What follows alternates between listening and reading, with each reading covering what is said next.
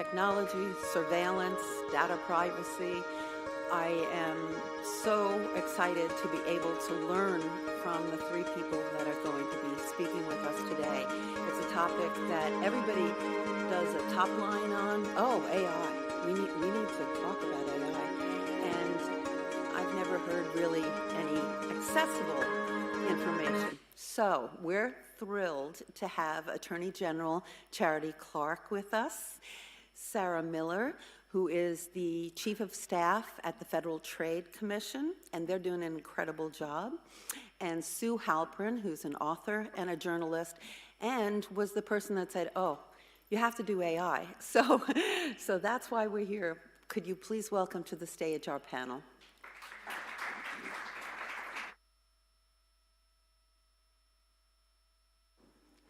Thank you, Jane.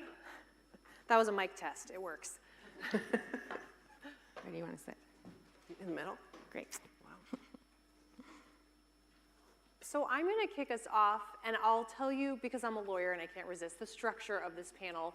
We are going to have a couple minutes each to say a few reflections and words on the topic, and then we're going to have a conversation, and then we're going to turn the room over to questions. So be thinking of questions you might have. It's important that we get your questions because we've already baked it into the panel. So I want to begin by providing some foundational, not education, but I think some things that everyone needs to know when we talk about data privacy and AI. The first is about corporations, because right now we have a system where big tech and AI companies are trying to self-regulate and also paint themselves as the heroes in this drama about AI. And so it's important to remember why corporations exist. Corporations exist legally to make money for their shareholders. That is not a cynical viewpoint. That is the fundamental definition of a corporation.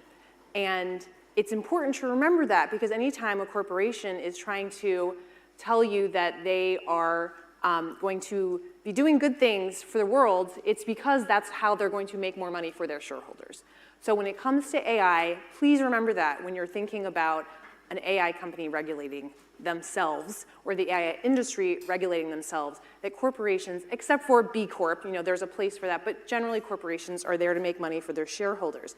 The other fundamental that I wanted to reference is that in our current world, which is so largely reliant on the internet, especially for commerce and for communication, it's really important to remember that what is fueling the internet is largely data. Data is what's fueling the internet, and it's what's paying for the internet. And a lot of people do not realize that. They interface with apps on their phone, and that's how they're spending their time, and they don't think, I never paid for this app with money, because they paid for it with their data. So that is something else that's a sort of fundamental tenet about data and privacy. I also say this lots. Another tenet, I, as the Attorney General, enforce the Consumer Protection Act here in Vermont, and I say frequently, when you protect consumers, you protect the marketplace. So sometimes when big tech is complaining to me, you're going to kill the internet. Google told me that a couple weeks ago. I always say, well, first to that, I said, have you been on the internet lately? But the truth is, when we protect consumers, we're protecting the marketplace, because we're ensuring integrity in the marketplace, and we're ensuring that consumers trust the marketplace and they're going to buy things. And that is good for the economy. It's good for the system that we have here in the United States. The other thing that I talk about a lot when I talk about data privacy is our data is being taken from us. People don't realize it, and then someone else is making money off of it, and we're not getting a cut.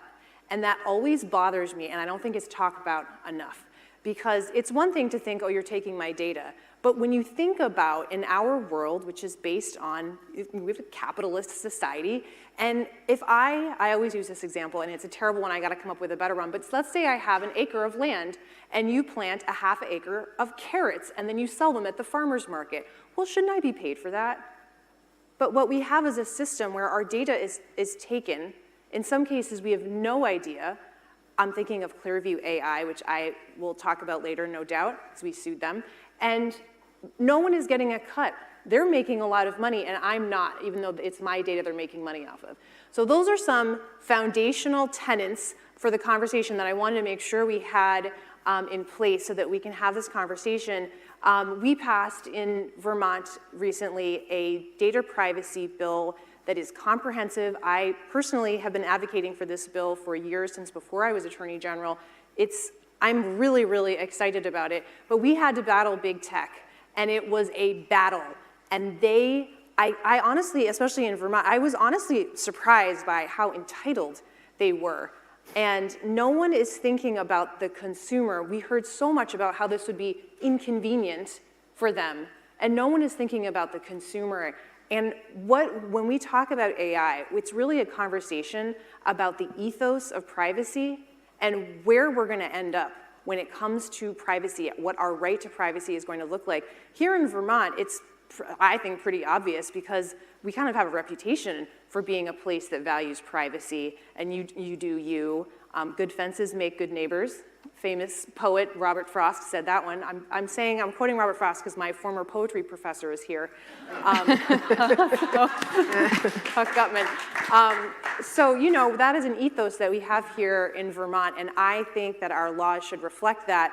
This data privacy bill, which the governor is either going to sign into law, allow to go into law without his signature, or the legislature will override his veto if he vetoes it, is going to be law. It's very exciting, but it's really a foundation we're going to build on, and because we need to address artificial intelligence and begin that education for some and continue that education for many. So that's a part of this. I'm really excited to be here, and I will turn it over to our next panelist. Thanks so much. It's really great to be here. Thanks to Jane and Dave and all of you for inviting me from the Federal Trade Commission to join you this morning. I also would be remiss if I didn't congratulate the Attorney General and the Vermont legislature for standing up to what I'm sure was a swarm of big tech lobbyists fighting against this bill.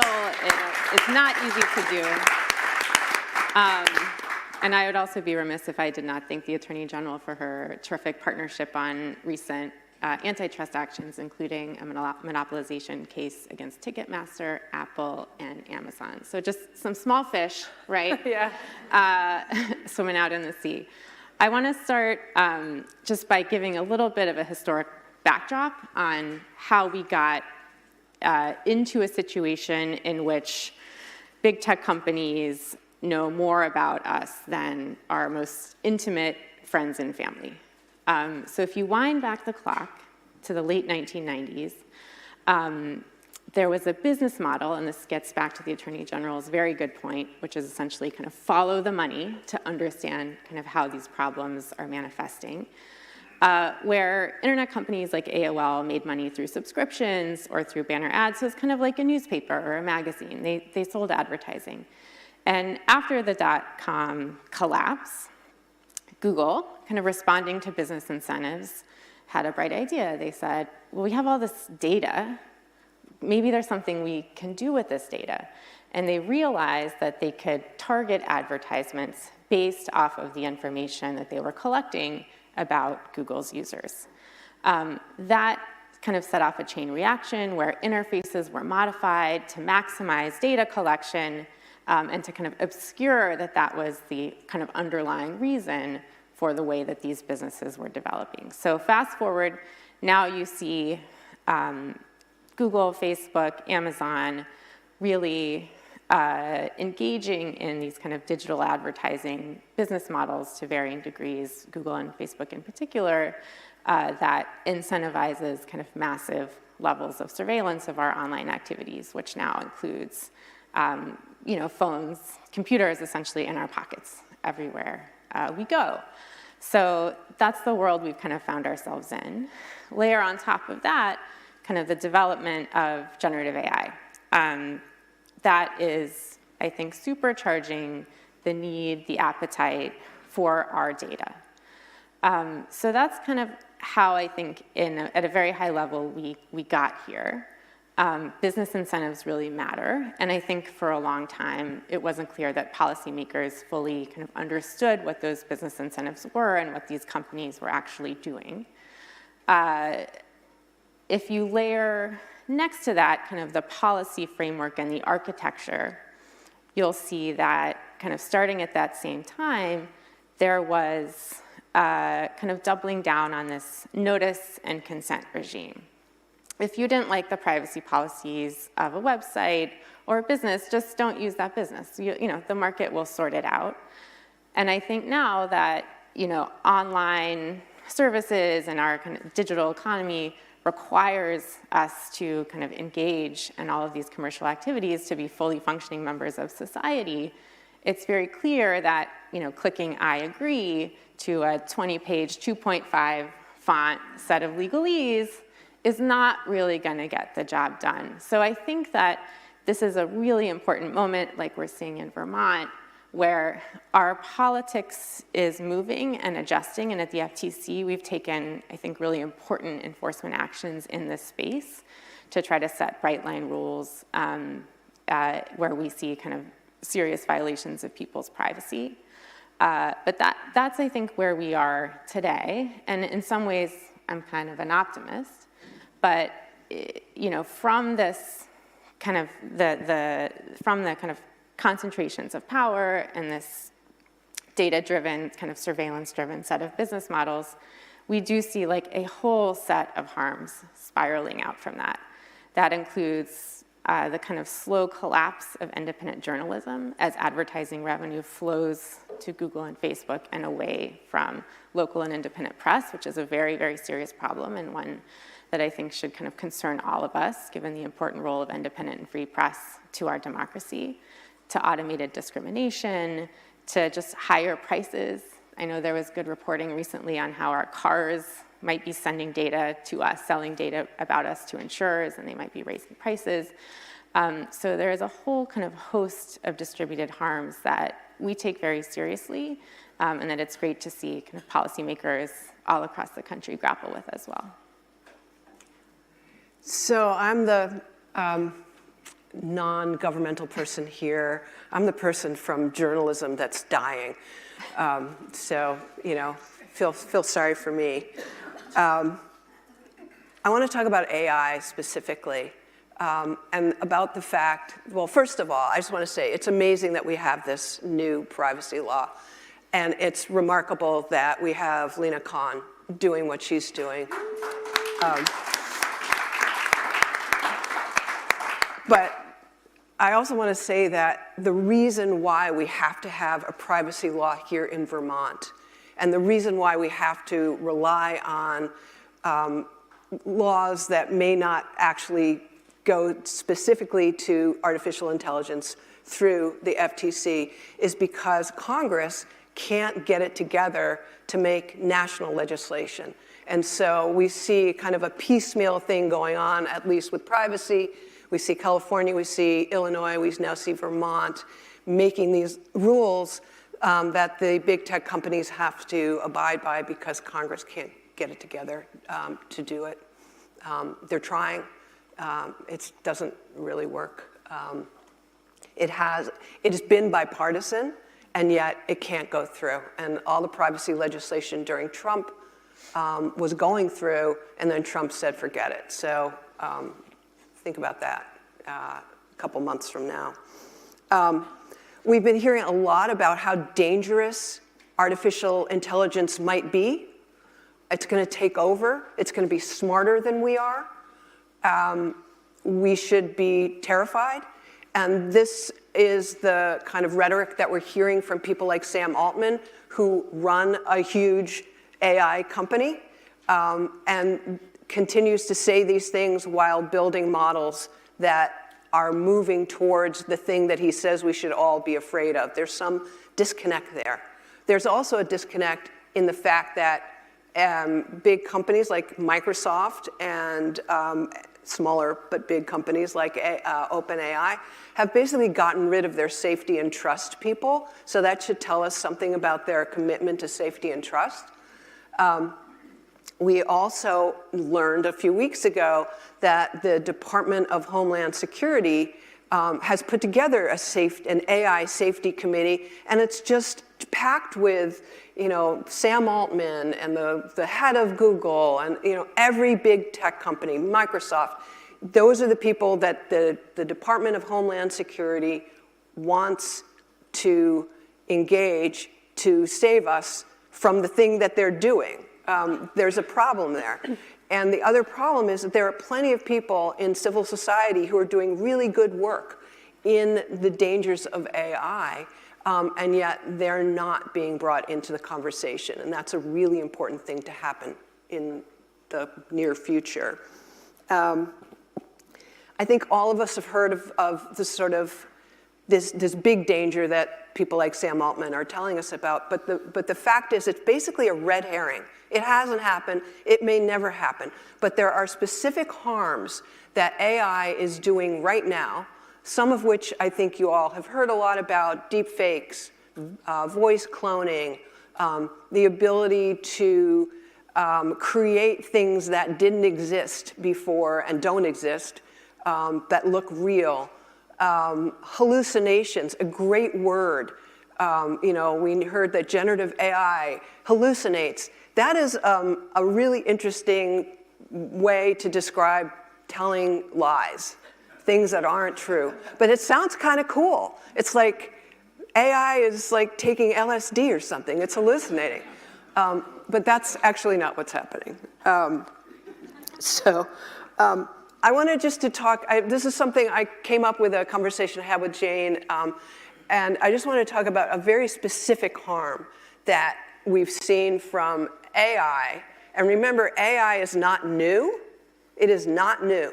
So the kinds of AI that I'm talking about have been basically in practice for at least 15 years, okay?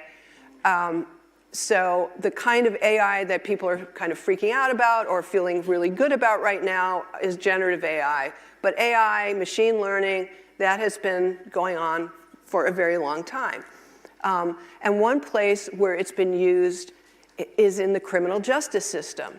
And most of us don't come in contact, you do, with the criminal justice system. And so we didn't know really that this was happening, but it starts with something called predictive policing. So you've got this data of crime statistics, and basically they're telling police departments, go to this neighborhood. This is a high crime neighborhood. This is where you should be putting your resources, your policing resources. And guess what? You put more police into those neighborhoods, and what happens? There's more crime. Is there actually more crime? No, but you've got more police, and there's more arrests for petty crime. Okay, so then what happens? Someone gets into the system, and they go before a judge, and the judge has to decide certain things about this person, like should they get probation? Should they go to a supermax prison? Should there be bail? I mean, just on and on. And so what the next part of what AI is doing is coming up with what's called a risk assessment of a person. And it's a number. So now you've got a number, 1 to 10 or whatever it is. And the way you get a risk assessment number from the algorithm is that it puts all sorts of data, your data, into the system. So your age, where you live, your race, your education, just all this demographic data it puts in, and then it doesn't tell whether you personally might be a recidivist. It tells the system whether someone who looks like you is going to be a recidivist. Yes, because what happens? What happens is it turns out to be an incredibly racist system.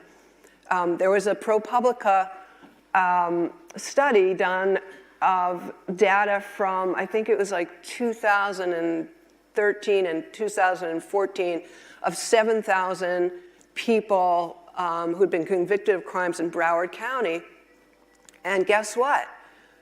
If you are a person of color, your chances of getting a really bad score are really high. And if you're not a person of color, they're lower. So the system is racist to begin with, and it reinforces systemic racism, and it contributes to mass incarceration. One of the things that next happens is, let's say someone has been in prison and they're up for parole. It's the same risk assessment sort of system, and one of the questions they ask people is where you're gonna live. Where are you gonna live when you leave prison? And you say, well, I'm gonna live in X neighborhood because that's where your mother lives, let's just say. And let's say in their algorithm, that is a high-risk neighborhood.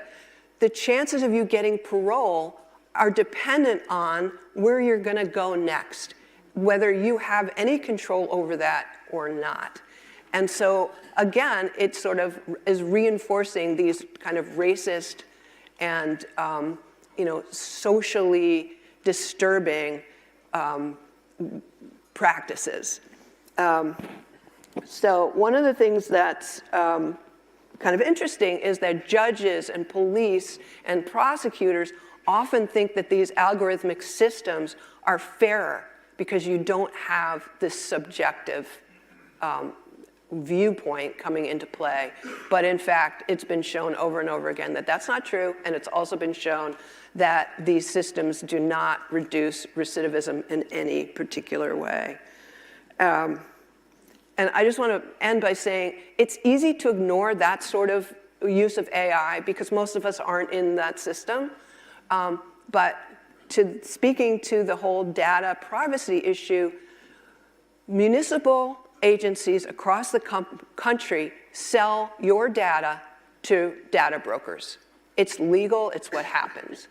Law enforcement in this country have access to hundreds and hundreds and hundreds of millions of licenses, photographs. So if you think you're not in the system, you're in the system. And the system is run by private companies that have proprietary algorithms that no one of us has access to, so we don't know what's going on with that data. And that is a terrifying thought as we think about what might happen next November. Keep that in mind. I'll layer onto that in the criminal space to talk about Clearview AI. Clearview AI is a company that scrapes the internet, means, I don't know the technology, but in my imagination, they use bots to take photos from the internet, and they compile them in a database, and if you take a photograph and you give it to them, they can find whoever's in the photograph. They have 40 billion photographs in their database, so they pretty much have a picture of everybody on planet Earth, at least one. And in the beginning, they were selling this product to like anyone who would buy it. And then they realized that that was not popular politically with our culture, but what was popular was using it for law enforcement.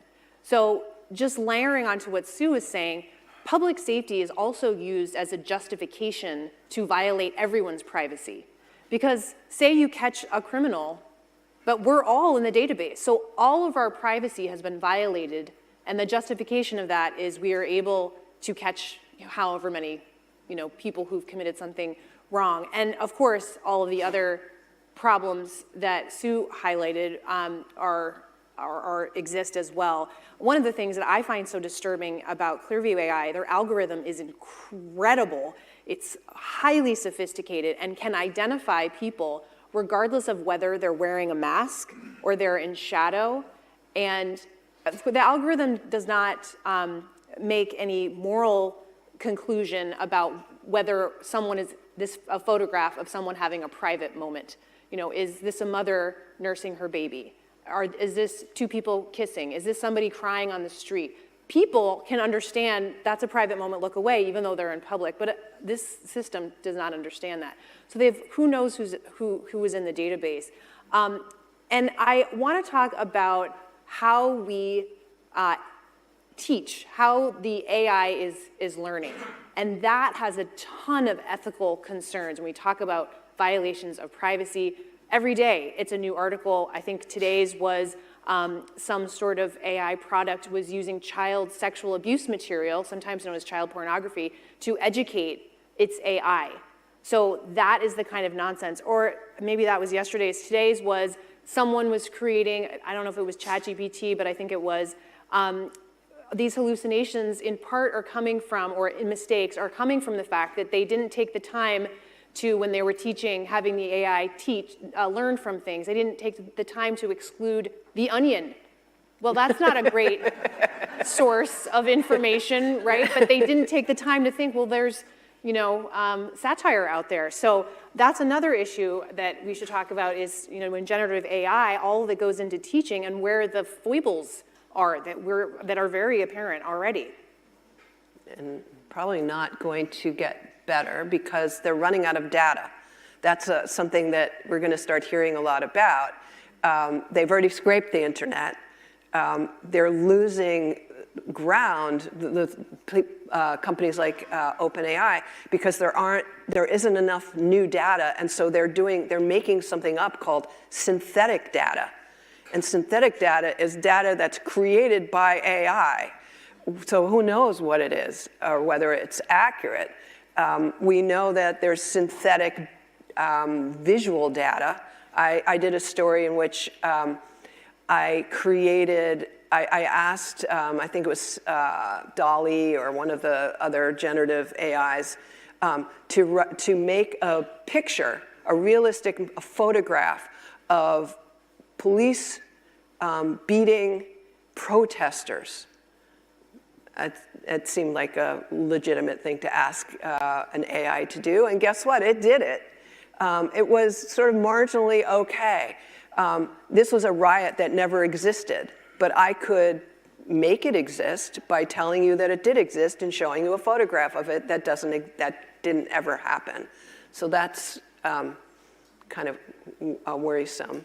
And as much as Clear Eye is actually accurate, it's also inaccurate. There's a story in the New York Times a couple of years ago about a guy who was hauled into the police and arrested because there was a kind of grainy photograph of him that they matched, the law enforcement matched. I think it was maybe even his license photograph.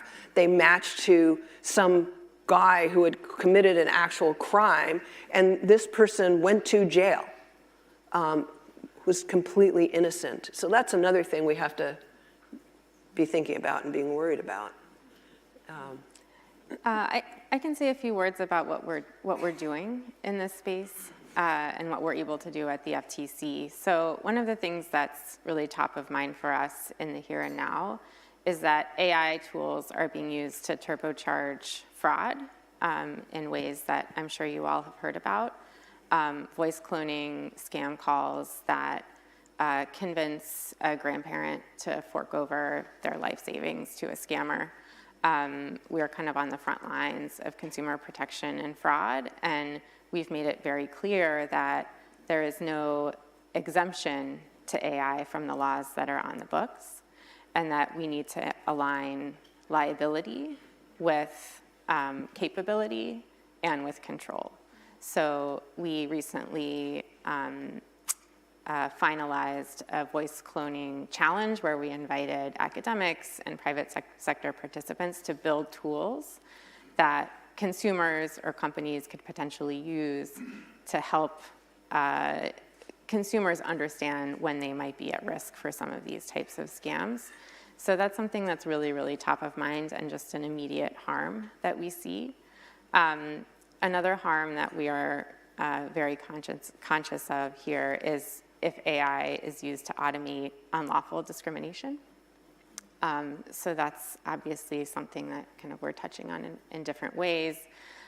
We took an enforcement action late last year against Rite Aid. So we learned that Rite Aid had been using very poor facial recognition technology in its stores. That technology had resulted in people being tagged as potential shoplifters, including children. So store employees would approach them. Police had been called on them. These are all just people going about their business, trying to buy things on their way home from work or as they bring their kids home from school. That enforcement action resulted in a ban of Rite Aid's use of that technology. So we are looking at enforcement remedies that include things like bans, algorithmic disgorgement, if illicit uses of data are used to build algorithms, and making it clear that sensitive data should not be sold on to third parties. So I think within the constraints of the notice and consent regime, we are doing what we can to be very clear about what is and is not lawful when it comes to the use of these automated systems and the transfer of people's sensitive data. I have a question to both of you. Last presidential election, so 4 years ago, I did a story for the New Yorker on a company called Funware. And Funware had built the Trump campaign app. And Funware was a very small company. Its biggest client until the Trump campaign was a horoscope company. It had built a horoscope app. In any case, one of the things that came out when I was doing my reporting was that Funware had built a database based on its ad business. So Funware had a sort of a separate business for which it got sued about a bunch of times, but nonetheless continues to do it. They would bid on putting ads on a particular app, let's say Spotify. And when they did that, they would get all of the IDs of the devices that were trying to deal with, to buy this or to place this ad, but they also got the IDs of devices that didn't take the ads. And so they were building up this amazing database of mobile phone IDs, which they then could look at other apps, like a person's ID. Did that person download Call of Duty? Did they download a Second Amendment app? And then they could de-anonymize it and figure out who that person was and then create targeted ads. So how are we going to deal with that kind of data problem where it's happening so fast and no one sees it happening and it's not illegal? At least, maybe it's illegal now in Vermont, but it's not illegal nationally. So how do we deal with that? I think one of the things that's important about the bill that was just passed is there is a big focus on sensitive data, which is really important. And that's things like your social security number, your face, data that's sensitive, consumer health data, things like that. But there's all this other data that might not be sensitive in the usual sense of things. But who here has seen 30 Rock? Remember 30 Rock? And there was this media mogul, Jack Donaghy, and he was this, big, important, sophisticated millionaire, but he had a cookie jar collection. And I always think about that, because having a cookie jar collection isn't like actually embarrassing, but maybe for him it kind of was embarrassing. And he deserves to have that be private if he wants. I always think about that. When we talk about privacy, it's not necessarily like I get to say what's private. You get to decide what's private. And Sue has just outlined a classic example of why it's not okay that we're allowing that kind of thing to happen, because it's our data. We should get to decide how it's used and who gets it and what's private and what's not. But one of the things that just is happening right now, and this is in the journalism space, is that companies like The Atlantic or the Associated Press are making deals with companies like OpenAI to license their content. I actually am the content provider. I write the stories. They sell them, they get money, but I don't get that money. So it's a whole other layer of exploitation that's being built into these systems.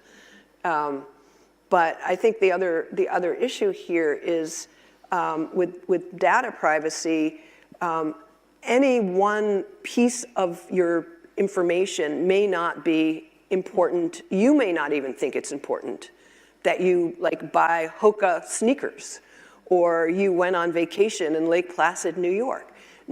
Any one of these things may not be important, but in aggregate, they build up a picture of who you are, and it allows advertisers to come after you, it allows campaigns to come after you, it allows government to come after you.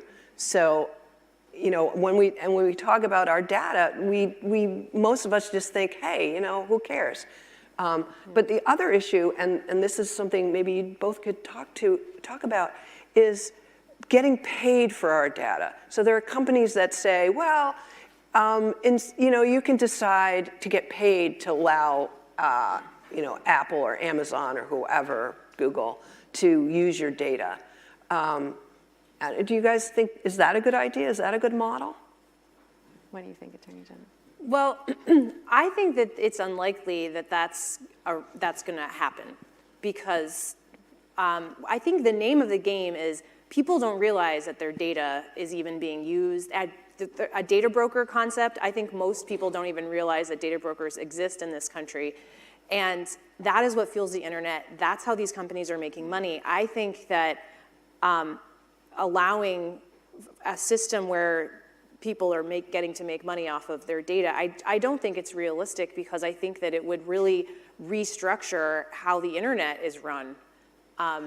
So I actually just don't, maybe it happens a little bit, but I can't see that happening writ large, because it would so transform how commerce is done and how the internet works today.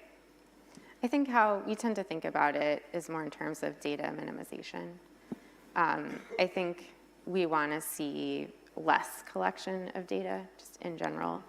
Mm-hmm. There's two rules underway that I think are important. One regards children's data. So we put out a proposed rule that kind of changes the opt-in requirements. So parents need to affirmatively opt in to have their kids' information monetized. So that's a proposed rule. And the other is a surveillance rulemaking that's underway. I can't say a lot about it right now, but we got 11,000 comments and are looking through that very closely, right? The internet today is built, right, to hoover up our data. And like we kind of started the conversation, that has a whole range of negative, both individual and social effects. Paying for people's data in some contexts, you could see how that could seem to implicate some sense of fairness, right? Especially if you're a content creator, sympathetic to that. But it wouldn't necessarily get at the kind of broad sweep of harms that we see, right? We see veterans and members of the military whose data, very precise location data about their kids kind of is sold on the open market. We've seen reporting talking about things like that. So I think, our perspective is about data minimization, the protection of sensitive data, kids' data in particular, and bread and butter fraud that is really hammering a lot of families around the country. Many years ago, I've written a lot about data brokers, and a bunch of years ago, I went and I found out that this big data broker called Axiom allows you to look at what they have, and they say they have, at that point, which was probably 10 years ago, they said they had 5,000 data points on every single person in the country. So you could go on their website and see what they had about you. So I thought, oh, well, I'll do that. And so then I went to their website to do this, and the first thing it asked me for after my name was my social security number.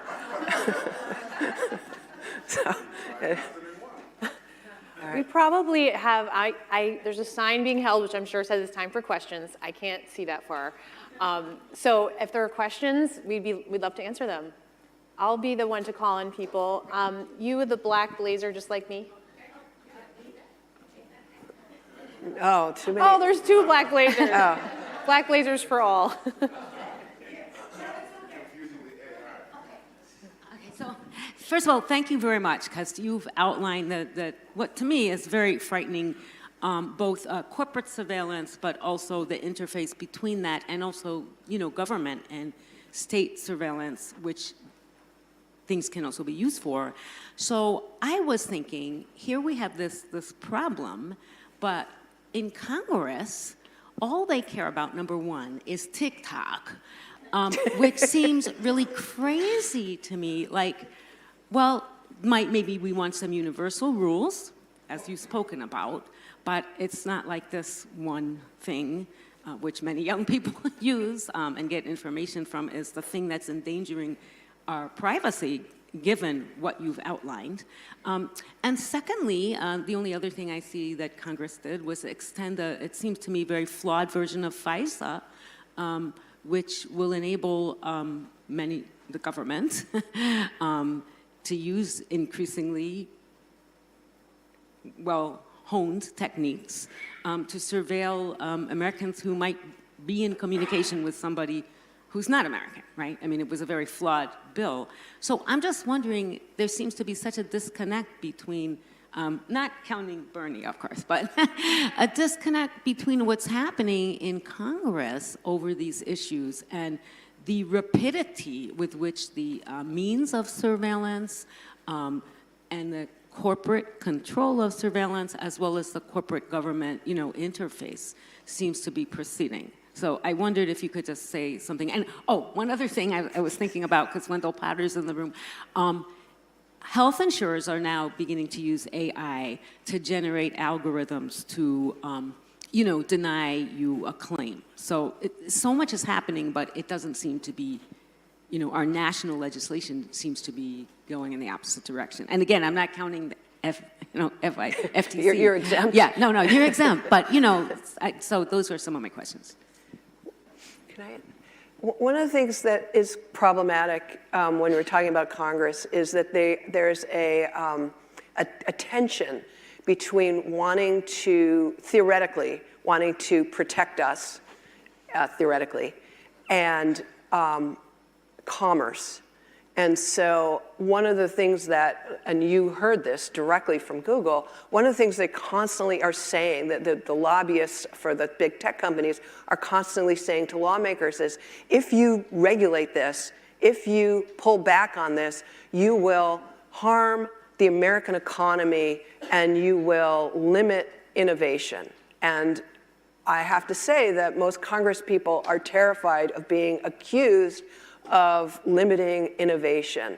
We're going to lose out to the Chinese. We're going to lose out to the Europeans if we do this. And so one of the problems when they're coming up with this legislation is this tension that they're feeling, and therefore we get sort of nowhere.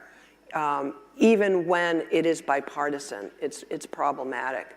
So I think that's one of the things we're feeling. Legislation also moves very slowly, and technology moves really quickly. So there's that problem as well. Sarah, did you want to? I guess I would just say at a high level, in the last 5 years, I think the level of sophistication and bipartisanship in Congress on issues pertaining to big tech has been pretty significant when it comes to kind of monopoly and corporate power, and also when it comes to privacy. So Congress does take time, but I have not given up all hope here, just because I've been watching things change pretty significantly in terms of the level of sophistication with which a lot of members kind of understand these issues. So I'll kind of leave it there. But we are doing the most with the authority that we have to protect privacy and also to look at kind of underlying business models and market structure questions that jeopardize it. Other black blazer. I was wondering whether there's been anyone who is developing some kind of an app or something like that would scramble your data. Something like, basically if I Google something by, I love Bernie, and then, this app would scramble and it would then input I love Trump. And basically what you're doing is encrypting, so the data going in is it's like remember that story, the Sneetches, when little kids, you read. Anyway, it just would confuse the data collectors because they wouldn't know what was real and what wasn't. I'm just wondering if there's any developments in that way. This comes back to what I said, which this whole mess is just a big money-making opportunity. So there are apps being developed to counter, the big tech approach. So and we're all the product. You know, we're all the consumers who are buying these. We're the product. It's all at our expense. But yeah, I mean, there are apps. I use some of them to communicate. There's certainly, probably, Sue, you probably are about to write an article about this. There's probably lots of opportunities. And a virtual private network is always a good option if you want to protect your privacy, to use that at home. Yeah, and using encrypted apps like Proton Mail or Signal, those sorts. But nonetheless, you're still using apps that aren't those apps that are sending your data. You know, did you buy a blender? You know, a lot of people know that you bought a blender, which is weird because after you buy the blender, you will get 25 ads to buy a blender. So true. The system isn't perfect. This side. I have a question. I'm wondering whether thank you. So whether from the state or the federal level, in your opinion, what would you say EU GDPR or CCPA get right, or perhaps where they haven't gone far enough?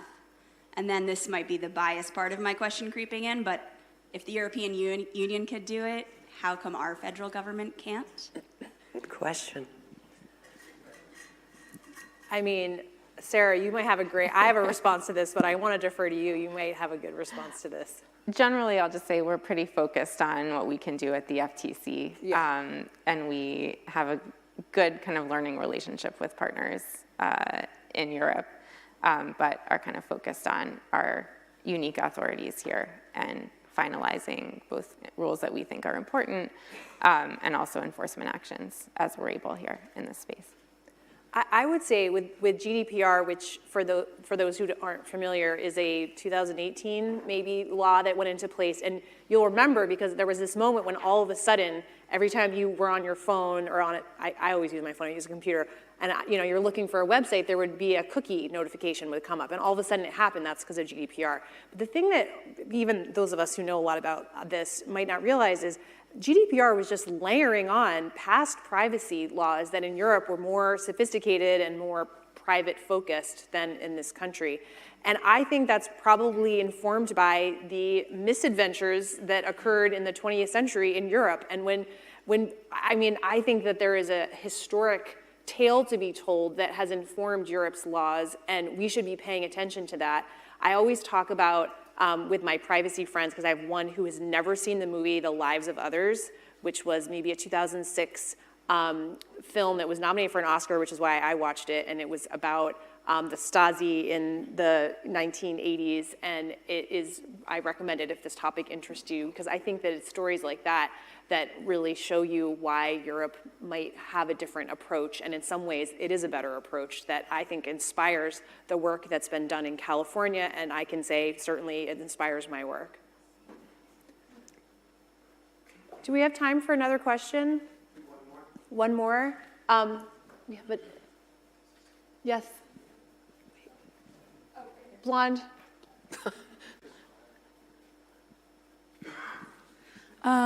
As a grassroots organizer, the point about facial recognition with masks was pretty terrifying. Do you have, we've been using things like Signal for years, but do you have any recommendations for people's safety in terms of protesting, organizing in the future, besides just Signal and masking at protests? And using burner phones. Yeah.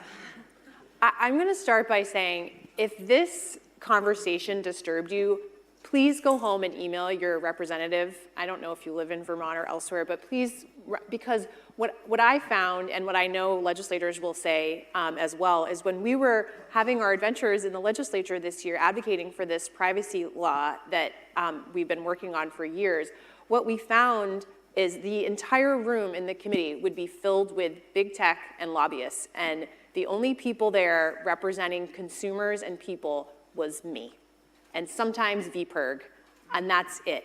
And there was very little effort for individuals to even say a really good point, like very valid concern. Your voice would be welcome. So that's what I would say. In terms of actual techniques, I don't have them. I don't know. I don't know if you guys know of any. I think we just have to be really careful right now because some of the states are passing laws. They're basically making it impossible to protest without getting a felony conviction. So I don't know the answer to, aside from the burner phones and the masks, but this is going to be even more of an issue going forward, so be careful. Yep. Okay. This was so much fun. We could talk a lot longer, but we're not allowed, so thank you. Thanks to you guys.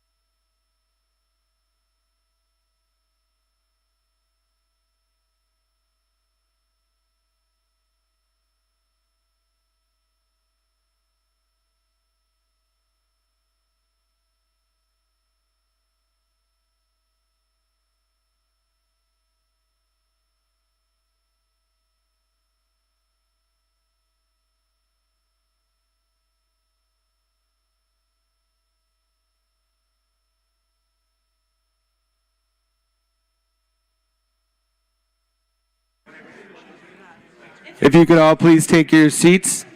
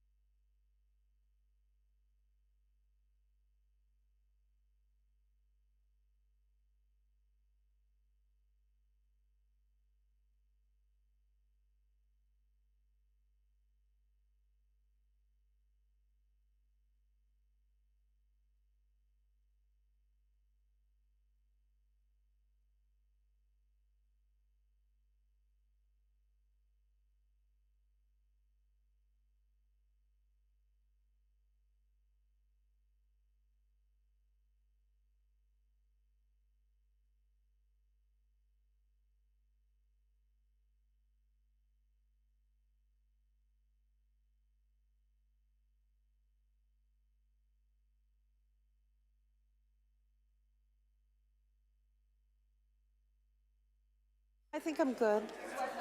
Did I leave glasses? Hi, everyone. Could you please take your seats?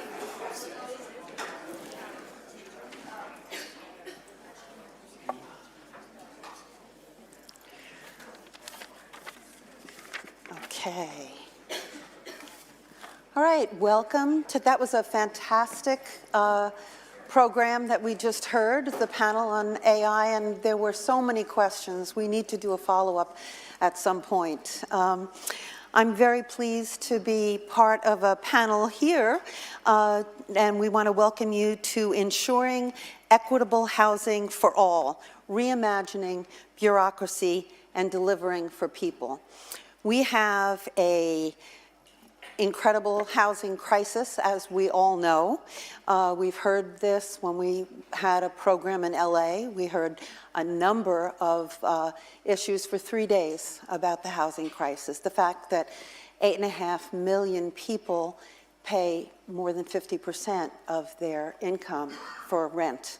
The fact that there's no affordable housing to be had. The fact that even in Vermont, we're approaching $1,500 for studio apartments. I think the list goes on and on. I'm not going to belabor it because I think you've all heard it. But there is an incredible wealth inequality and affordable housing crisis impacting working class families throughout America. What we have here now, which is exciting, is some innovative new approaches to reimagine how to change the housing system. I'd like to introduce our panelists, Nika Soon Shang, who is the founder and executive director of the Fund for Guaranteed Income.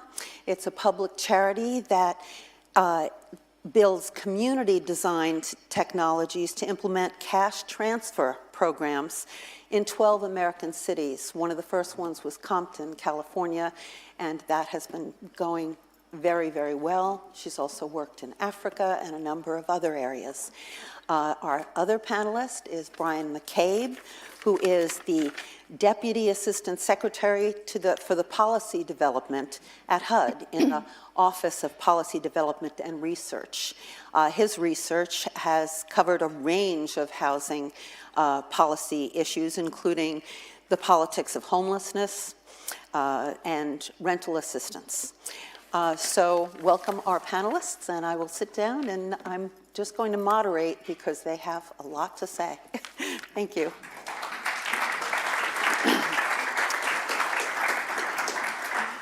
Thank you so much, everyone. My name is Nika Sooncheong, and I founded the Fund for Guaranteed Income out of a belief that massive wealth redistribution is an urgent necessity. And our first program, the Compton Pledge, is unlike the Giving Pledge. It's not about giving as charity. It's about individuals' inherent rightful share of the nation's resources. So we sent over $10 million in guaranteed income payments. And guaranteed income or universal basic income, it's a policy of direct recurring cash transfers without conditions or work requirements. And it's not a policy to allocate money to a person if they only spend it on certain kinds of foods, or if they work, or if they spend it on rent in certain neighborhoods. It's an investment in humanity, and it's not an investment to transform your life, but because you are alive.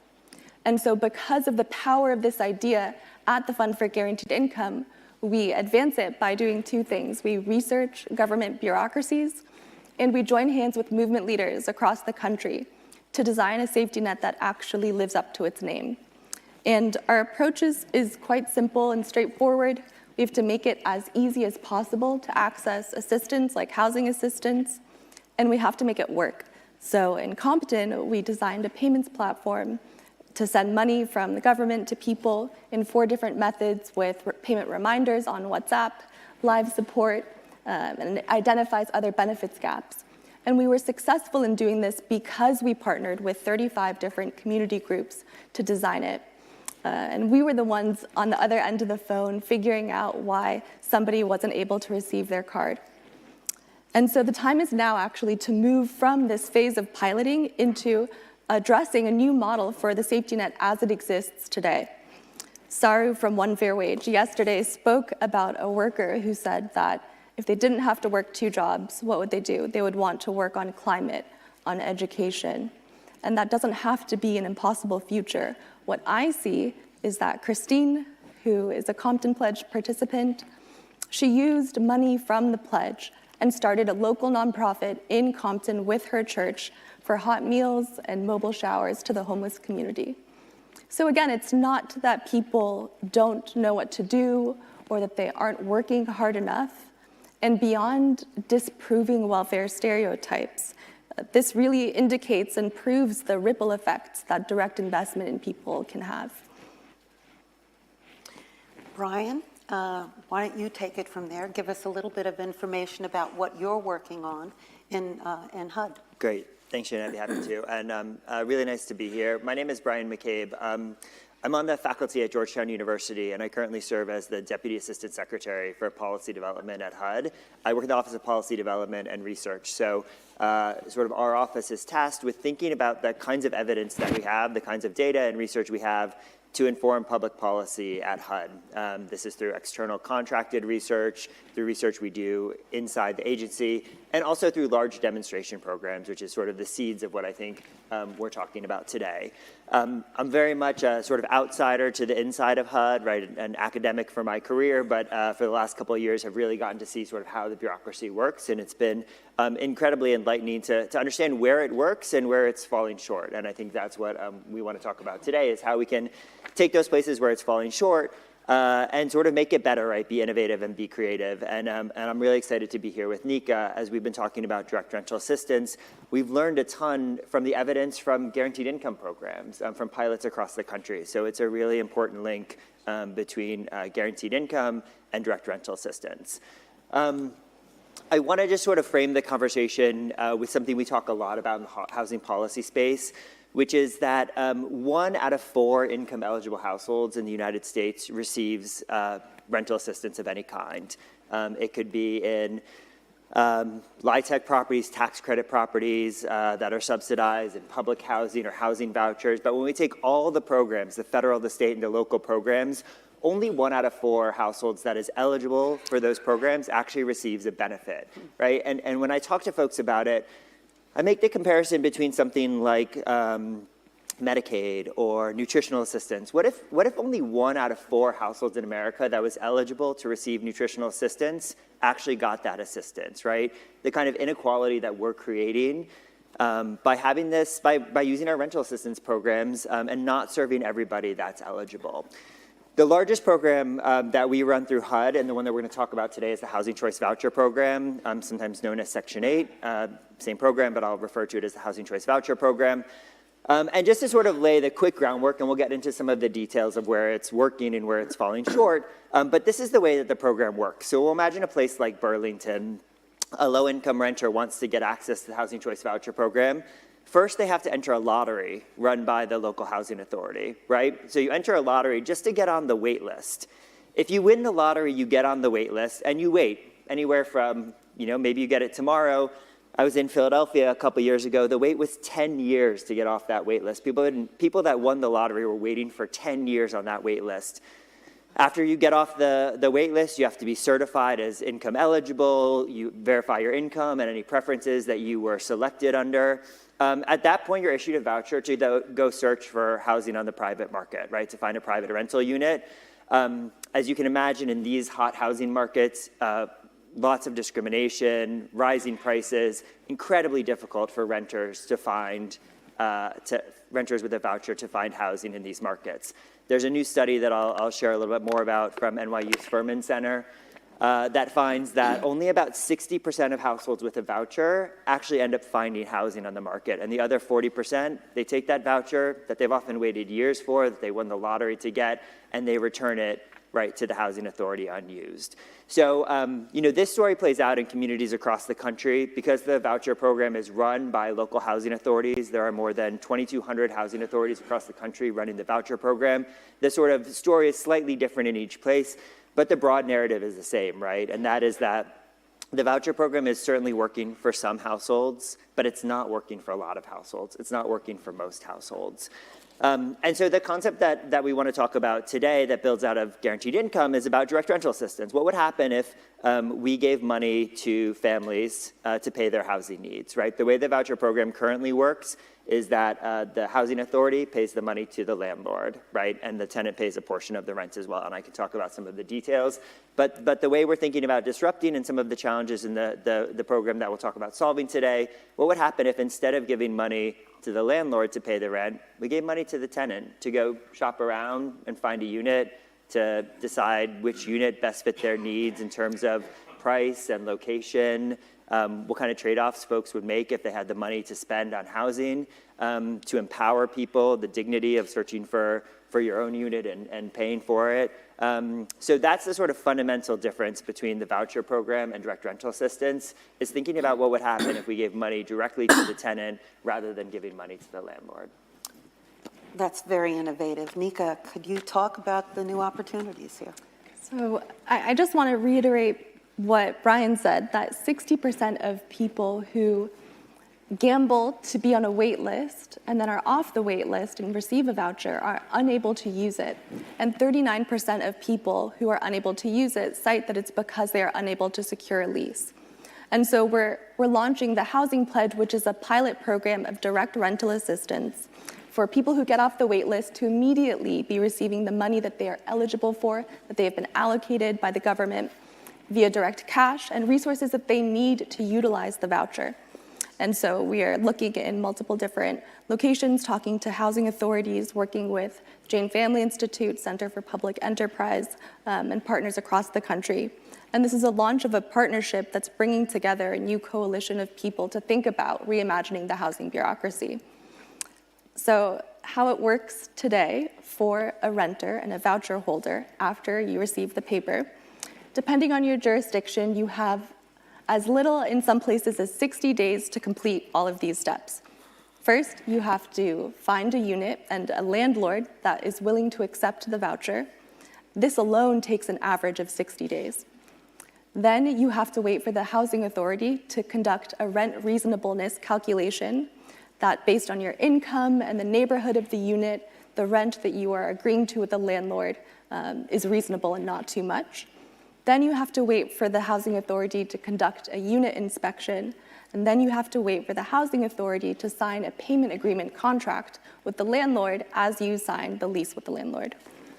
So we cannot change the supply of affordable housing with this pilot, but what we can do is give people the resources and the support that they need to actually utilize the voucher that they've been given by providing a cash on-ramp onto the voucher program. And so in the scenario I just described, instead of waiting for a housing authority to verify the reasonableness of your rent, you negotiate it directly with the landlord. Instead of waiting for a unit inspection, you can conduct one yourself on your cell phone. And instead of waiting for the housing authority to sign that payment agreement with your landlord, you get the rent directly via Venmo or to your bank account automatically every month in a cash transfer, and then you can pay for the full cost of the rent yourself. So beyond this immediate pilot, there are a couple of reasons why I'm really excited about the long-term potential. One is the way that it moves forward the universal basic income movement in the US, and two, because it helps us rethink government investment. So at Fund for Guaranteed Income, we are administering 12 out of 100 different pilots of this idea that giving cash to people works across the country. And I fear that actually the danger of these pilots is that it is reopening a question that's already been answered. We know from evidence from studies of unconditional cash transfer programs around the world. There's Bolsa Familia in Brazil, there's social grants in South Africa, there's Oportunidades in Mexico, that reducing poverty reduces poverty. And the quickest way out sometimes is just through the door. And in the US, we don't have time to wait for more pilots and more data to produce the same results. So the Housing Pledge actually helps us. It's an opportunity to rethink government investment. And remember, the average cost of a voucher is around $10,800. And so the government will spend hundreds of millions on systems to verify the authentic identity of a renter who's claiming to be below the income threshold, claiming to request rent that's at a certain cost. So there's this built-in suspicion, but we also know that for every $1 spent on housing assistance, $8 is spent on policing and prisons, and $12 is spent on national defense.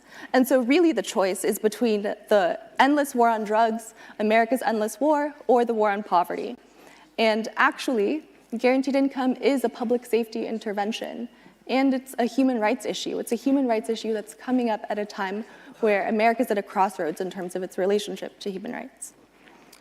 So Nika, you're really talking about providing public services to the public rather than through a bureaucracy that just brings in a lot of administration and a lot of extra cost. We've experienced that with the American Rescue Plan, that money went directly to the people, and we saw a decrease in childhood poverty by more than 40%. I think it was 46%. If that had continued, we would be in a much better place right now. I think that one of the things that we're looking at is that besides there not being resources, accessible resources, the fact that people have to jump through all these hoops and then have such a shortened time to actually finalize housing makes it, as you said, Brian, 1 in 4 are able to access this. Landlords too there's a lot of discrimination and there's a lot of just assumptions that if people are on Section 8 housing or any kind of housing voucher program, that they don't want to deal with the government. No, I'm not going to rent that. So you have an even smaller resource available to people who really need housing. I think one of the things that's happening now also is that Wall Street is buying up a lot of houses. Wall Street investors have bought up 25% of the single homes over the last few years. Ro Khanna's Stop Wall Street Landlords Act is before Congress. And so as the last panel said, call your Congress people and tell them that we need to protect our housing stock. Nika, why don't you talk a little bit more and ask some questions of Brian about what's going on at HUD? Sure. Brian, will you start by sharing a little bit about the background of HCV, its challenges, its impact, both in your experience and historically? Sure. So this is a milestone in the Housing Choice Voucher Program. This year is the 50th anniversary of the voucher program. We have a journal issue in Cityscape, which is HUD's journal, coming out this year about sort of celebrating and acknowledging both the milestone but also some of the challenges of the program. So the voucher program comes out of the Housing and Community Development Act in 1974, and I think it's important to think a little bit about the model before that, right? So historically, before the 1970s, our model of rental assistance, of helping low-income families, was through place-based public housing, right? Large public housing developments. But by the 1970s, right, there was a realization that large public housing development, or public housing developments, what we call place-based public housing, right, was concentrating poverty in certain neighborhoods, was contributing to patterns of racial segregation, and perhaps most importantly was not giving families the choice of where they wanted to live, right? The only assistance available was in certain developments, in certain neighborhoods. And so the idea of a voucher program emerges sort of in response to that, right? That if families had sort of money to spend, they could go shop around, right, and pick which neighborhood or which unit, sort of the combination. And that's why, right, the name Housing Choice Voucher Program is, right, really about housing choice, trying to give families choice in where they want to live. An important part of this history that I want to flag is that in 1970, before the voucher program is established, HUD starts running a demonstration project called the Experimental Housing Allowance Program, EHAP. And its sort of history has been lost to except like a couple nerds within HUD, but there's two important pieces of it. One is, one of the models that was being tested as a housing allowance was a cash allowance, exactly the thing that we're talking about today. So this is not a new idea that we've come up with, right? It's sort of been buried over time, but this is an idea that was being thought about in the 1970s as well. But the other piece of this is that this was a long demonstration, about 10 years to run the program. There were demonstrations to see how housing authorities would respond, how landlords would respond. And before we had the evidence, before the reports were written, Congress passed a law to create the voucher program. So it's a really interesting example of Congress made a decision about the direction of housing policy without the evidence that was going to come out a couple years later. And one of the things that I'm really committed to, and that Nika and I have talked a lot about, is wanting to know how programs work, right? Wanting to build some evidence about what would a direct rental assistance program look like? How would families respond to it? How would landlords respond to it? How would PHAs administer it? And once we have that evidence, we can think about, right, how it is we sort of overturn this bureaucracy with data-driven policies. And so I think that's really important. But that's sort of broadly the history of the voucher program. Over time, it's grown into HUD's largest program. Today, it assists 2.3 million households, compared to public housing today, which is just under 1 million households. The other big housing program is the tax credit program. It's actually run through Treasury, and it's about a little over 2 million households as well. So the Housing Choice Voucher Program is our largest rental assistance program, grown very much over time as this has become the model. Mm-hmm. And the public housing system has been underfunded forever. Yeah. And so things have fallen into disrepair. I know we've heard from Assemblyman Alex Lee about social housing, and in Singapore, in Vienna, and now they're doing some of that in Sacramento and California. A number of places are beginning to look at it. I know New York State has some legislators that are suggesting that as well. Do you think that that is an area that we might want to move forward on as well? Yeah, I mean, we have, there are several trains moving here at the same time, right? And so another conversation sort of happening at HUD is about the public housing stock, right? Severely underfunded, right? Capital needs, backlogs. And the primary way that we've sort of tried to move that forward is through programs that privatize public housing, right? RAD is the big program at HUD. But what Alex Lee and others are talking about, right, an entirely new model of social housing development that is publicly owned, right, publicly managed, and sort of looks different than our historic public housing. And so the work that Alex is doing, there's work in Montgomery County in Maryland around a public development model, but really thinking about the supply side as well, right? Not only how can we make this work for vouchers, but how can we contribute to the development of new housing, right, as part of the affordable housing crisis. Nika, how do you see that the Fund for Guaranteed Income can help deal with some of the inefficiencies in the federal government? Is there a way that you, as a partner, will be able to help HUD? I think the first thing is to clarify what I and what we mean by inefficiencies. So it's not quite that there's too much government. There's too many government officials who need to be automated away and replaced with ChatGPT or something. In fact, HUD's staffing levels have dropped by 50% since the 1990s. And so HUD is currently understaffed to perform essential functions, and that makes its way and affects local public housing authorities, and especially in big cities like New York, like LA. And so given this, it is an inefficient use of HUD officials' time to spend the time evaluating a renter for a voucher, only for that renter not to be able to use it. And this takes an average of 13 hours per voucher holder. And so we should be very concerned at the same time with the inefficient use of low-income renters' time. That's a time tax, the time spent on the waiting list, yes, but then the time spent waiting for a housing authority to evaluate the rent, to conduct the inspection. And it's that direct rental assistance can provide an efficiency to. So we can support someone with cash support right when they get off the wait list. We are looking at how to streamline renters' ability to lease up, how to do so by developing a platform where they are able to conduct certain processes on devices they actually use instead of on paperwork. And I think this is how the Housing Pledge can be a model for these kinds of government partnerships, because it's not about more or about less government, it's about what kind of government interactions and how do those interactions treat someone at every step of the way.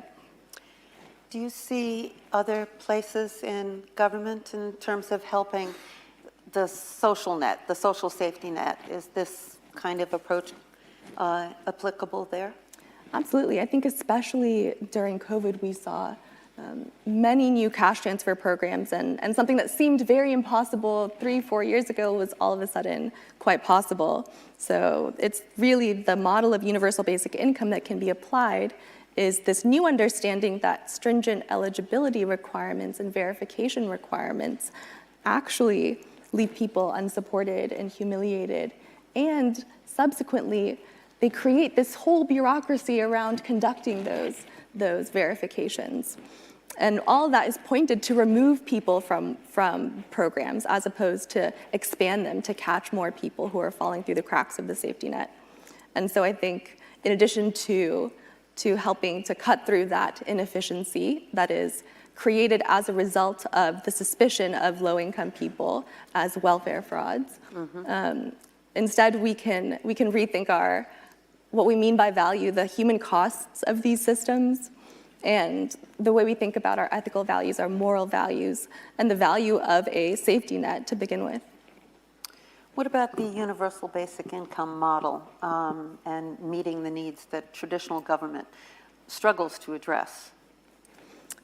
I think if you look at the CARES Act, which, as you mentioned, CARES Act and ARPA lifted so many people out of poverty, but at the same time, $5.3 billion of CARES Act money went to 600 private equity-backed companies, $200 million to weapons manufacturers, and CARES Act stimulus payments excluded undocumented essential workers. And so I think an economy and a society that really does care, really does uplift workers, and really does understand people and human beings as essential would apply the principles of universal basic income, which is that there should be a floor below which nobody should fall, and that there's a right not to die of poverty in the richest country in the world, and applies that logic to the design of the infrastructure that we create and the decisions that are made about where to invest our public dollars. Right. Nika, did you want to ask Brian any questions about vendors or actors in this system? On that note, will you talk about how the voucher system was designed, what kinds of partners were in the room, and what the current movement at HUD is? Yeah, absolutely. So, the voucher program sort of has, three key actors. There's four key actors. So HUD sort of sends the money to public housing authorities. There are public housing authorities, landlords, and tenants. And there are two places here where I think the kind of conversation about bureaucracy is particularly important as we think about direct rental assistance. So one is landlords, right? One of the challenges that we've seen over the last decade is landlords are declining to participate in the program. They're saying we don't want to rent to voucher holders, right? Mm-hmm. And maybe their sort of counterfactual tenant is not that different than a voucher holder, but the bureaucracy of working with public housing authorities has become tremendous for many landlords, right? They have to, as Nika said, they have to go through an inspection process. It often takes many months before the inspection can happen. So their unit is sitting vacant, right? There's a tenant that wants to come in, but the unit is sitting vacant because, right, they have to go through that inspection process. For the landlord, they sign two contracts, right? One with the tenant pays 30% of their income on rent, so there's a contract between the landlord and the tenant, but there's also a contract between the landlord and the public housing authority for the rest of the rent. So for a lot of landlords, they've decided, hey, listen, this is too bureaucratic, right? There's too much paperwork, there's too much time wasted, we don't want to participate in the program, and in a hot housing market, maybe you don't have to, right? So that's one side. And then also, as Nika said, for the housing authority, right? Housing authorities are selecting tenants from the wait list, certifying their eligibility, helping them navigate the private market. I remember in my research before I came to HUD, a director of a housing authority told me that for every person that's going to lease up in the voucher program, get a voucher and actually find a unit, they have to call 10 people off the waiting list. And the reason, she said, there's a 50-50-50 rule, and it's basically, right, there's some combination of this at every housing authority, that when you call people off the waiting list, half of them don't respond, right? Probably because they've been on the waiting list for years and years, and they moved, they didn't update their contact information, people live busy lives, and they missed the letter. Half the people don't respond. Of the people that do respond, there's so much eligibility paperwork, they can't prove their income or their over income. They were selected because they were experiencing homelessness, but they can't prove that they're experiencing homelessness, right? So half the people that are selected turn out not to be eligible for the program.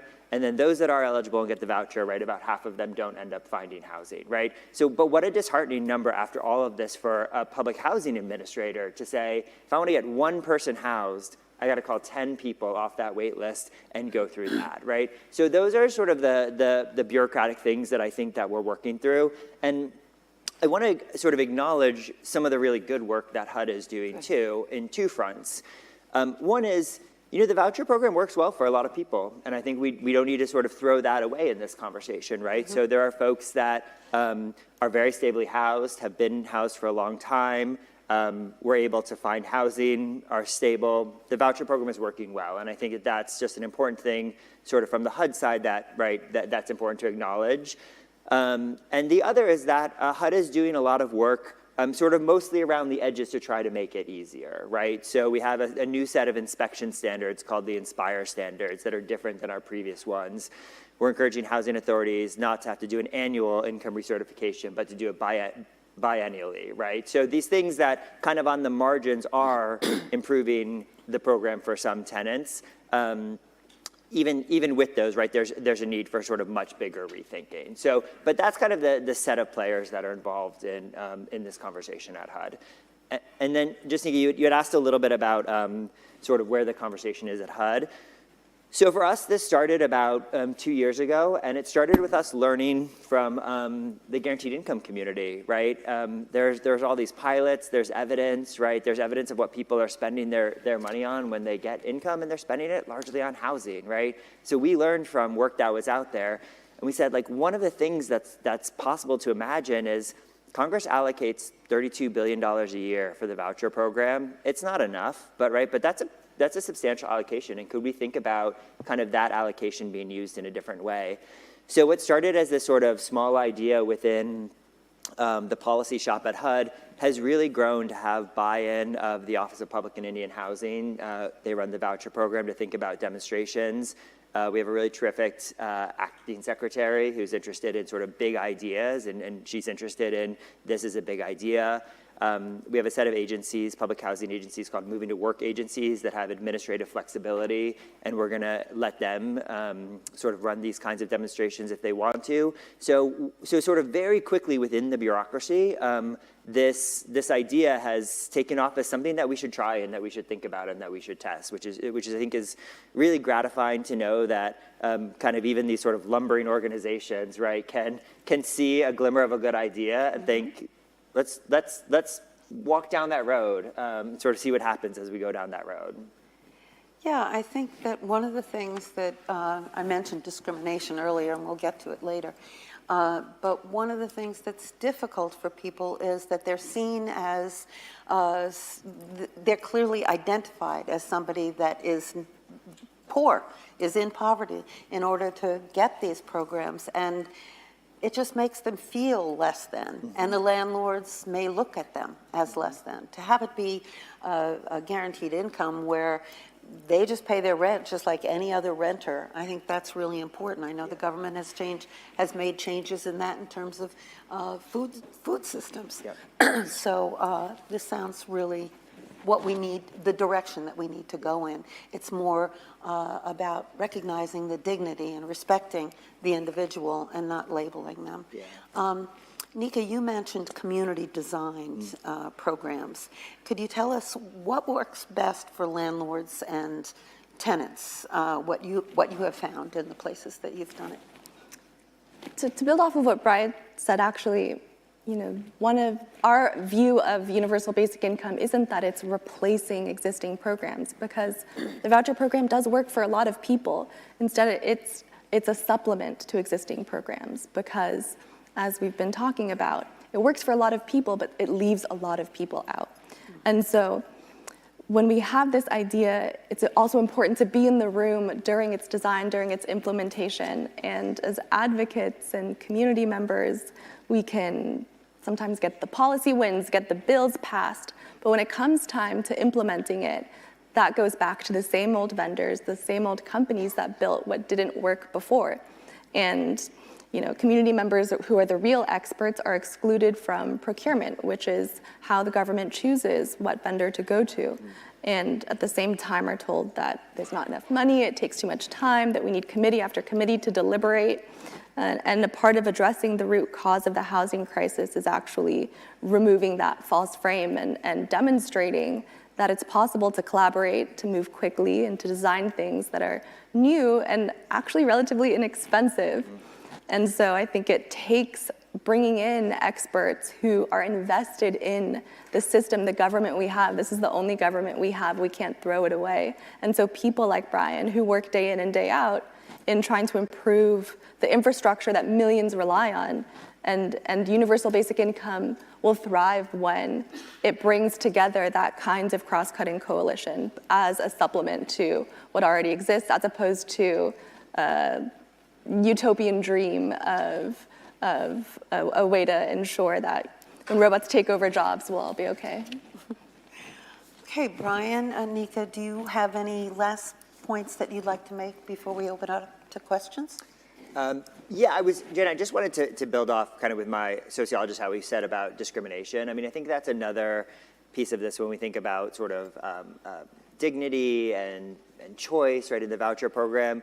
There's an incredible amount of stigmatizing of voucher holders, of Section 8 tenants, by landlords and others. And I think a big part of this is, right, actually rethinking that stigma, right, doing away with that stigma that low-income renters are renters, right, like other renters, and they don't have to be labeled as Section 8 renters or Section 8 tenants. That, right, with a sort of direct rental assistance program, I think that takes away some of the stigma that's causing a lot of the discrimination on the housing market. And we know it's a huge problem, right? Even where there are source of income discrimination laws, right? Laws that make it illegal for a landlord to discriminate against voucher holders, right? We know that that happens because it's actually really difficult to sort of detect when discrimination is about right, source of income rather than about something else, or even when discrimination occurs. And so I think sort of even outside of the policy piece, just thinking about stigma in this program, DRA is an important step forward there.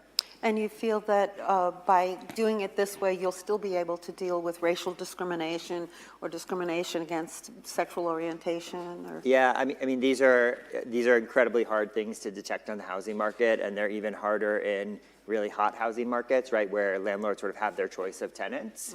It's very easy, unfortunately, to sort of deny somebody for a discriminatory reason, but make it seem like it's, right, not that reason. So I think that's a challenge that we need to continue to address. And we do, I mean, one of the sort of HUD studies on discrimination, one of the things that we're learning is, right, discrimination is happening in new ways, right? It's not just, we can't do audit tests where we send out 2 people and sort of see who gets calls back, because that's not how the housing market works anymore, right? So, so I think this is also about the kind of innovation of the bureaucracy in a different space, right? To think about how is discrimination happening in the housing market today, what's different than it was 10 years ago, and sort of how can we detect and root that out? Okay. Nika, any last words before questions? Maybe just to say that I think to scale a community-led design approach requires doing away with the assumption that the expertise lies with the global tech companies, the consultants that built today's broken systems. And I was so grateful for the panel just before us, because in our federal government, there's 2.5 times as many contractors as there are government employees. And that's $1 trillion of federal, state, and local spending that goes directly to private companies as vendors. And by the way, these vendors build things that take a really long time. They're quite expensive. They don't work. And we need to fundamentally divest from the systems that don't work. Otherwise, housing, as we see increasingly, is turned into an information management problem or a data problem, as opposed to a construction problem or a political will problem. And in LA alone, there was hundreds of millions of dollars spent on a homelessness management information service system that coordinates from different service providers what services are available and then helps refer people to it.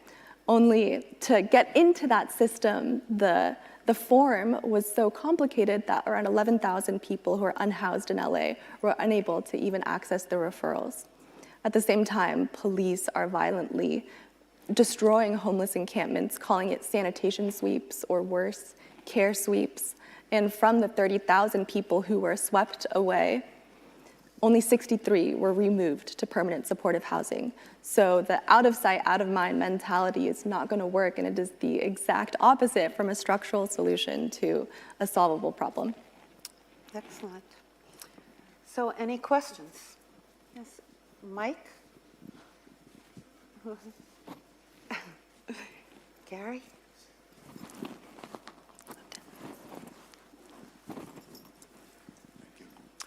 So my daughter has a developmental disability, and so she was prioritized on the Section 8 list, and it took 2 years to get the Section 8 certificate. My question is, what would it take to wipe out waiting lists totally? Yeah. Political will.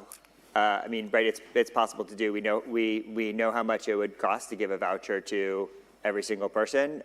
Congress just has to allocate that money.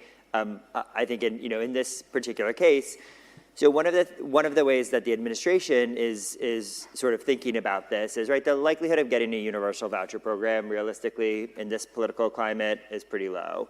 But what we can do is actually ask for mandatory spending for certain categories of folks that we think are especially at high risk, right? So in the president's budget, there's an ask for mandatory spending on vouchers for veterans and mandatory spending on vouchers for those leaving the foster care system, right? It's sort of 2 categories, right, of folks that have high housing needs, high housing instability. And so I think part of the thinking here, like the political strategy here is, going out and asking for a universal voucher program that covers everybody is politically not feasible right now. But thinking about sort of categories of folks that are experiencing high levels of housing instability, right, folks with experiencing homelessness, disabilities, the elderly, right? And can we think about those as categories where there should be mandatory spending, right? People that are entitled to those should get them. But wiping out sort of waiting lists, right, simply requires more vouchers. Exactly. Any sense of the cost, though, that Could you put a dollar amount behind that? I can, but not off the top of my head. It's too much math right now. Other questions? There's some over there.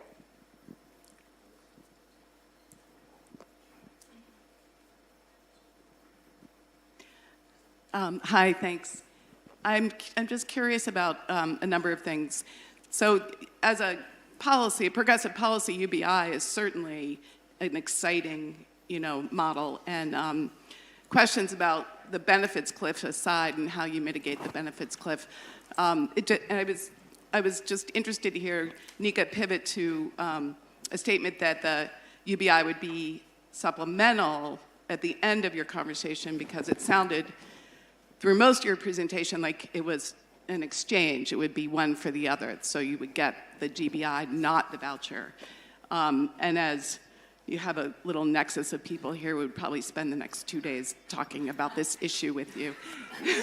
But the kind of implications of what you're saying, we all know the problems with the vouchers. You will still have housing discrimination. You will still have all those problems. The voucher system is one of the greatest wealth-building federal programs that's ever happened. And despite all the problems, it has, particularly in the 70s and 80s, for Black families, helped them close the wealth gap. It was the only time in history that the vouchers helped Black families close the wealth gap. The voucher program problems come and go. They ebb and flow. We've seen these problems before. Foreclosure crisis, early gentrification, Reagan years, we've seen these problems come and go. These problems are temporary, but the voucher program itself, the infrastructure that delivers the voucher program has its problems, but it has overwhelming benefits in terms of wealth building for people at the lowest rung.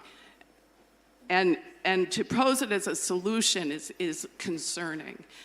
How do you mitigate the risk of Congress not allocating enough UBI from year to year? Mm-hmm. We have an institutionalized infrastructure.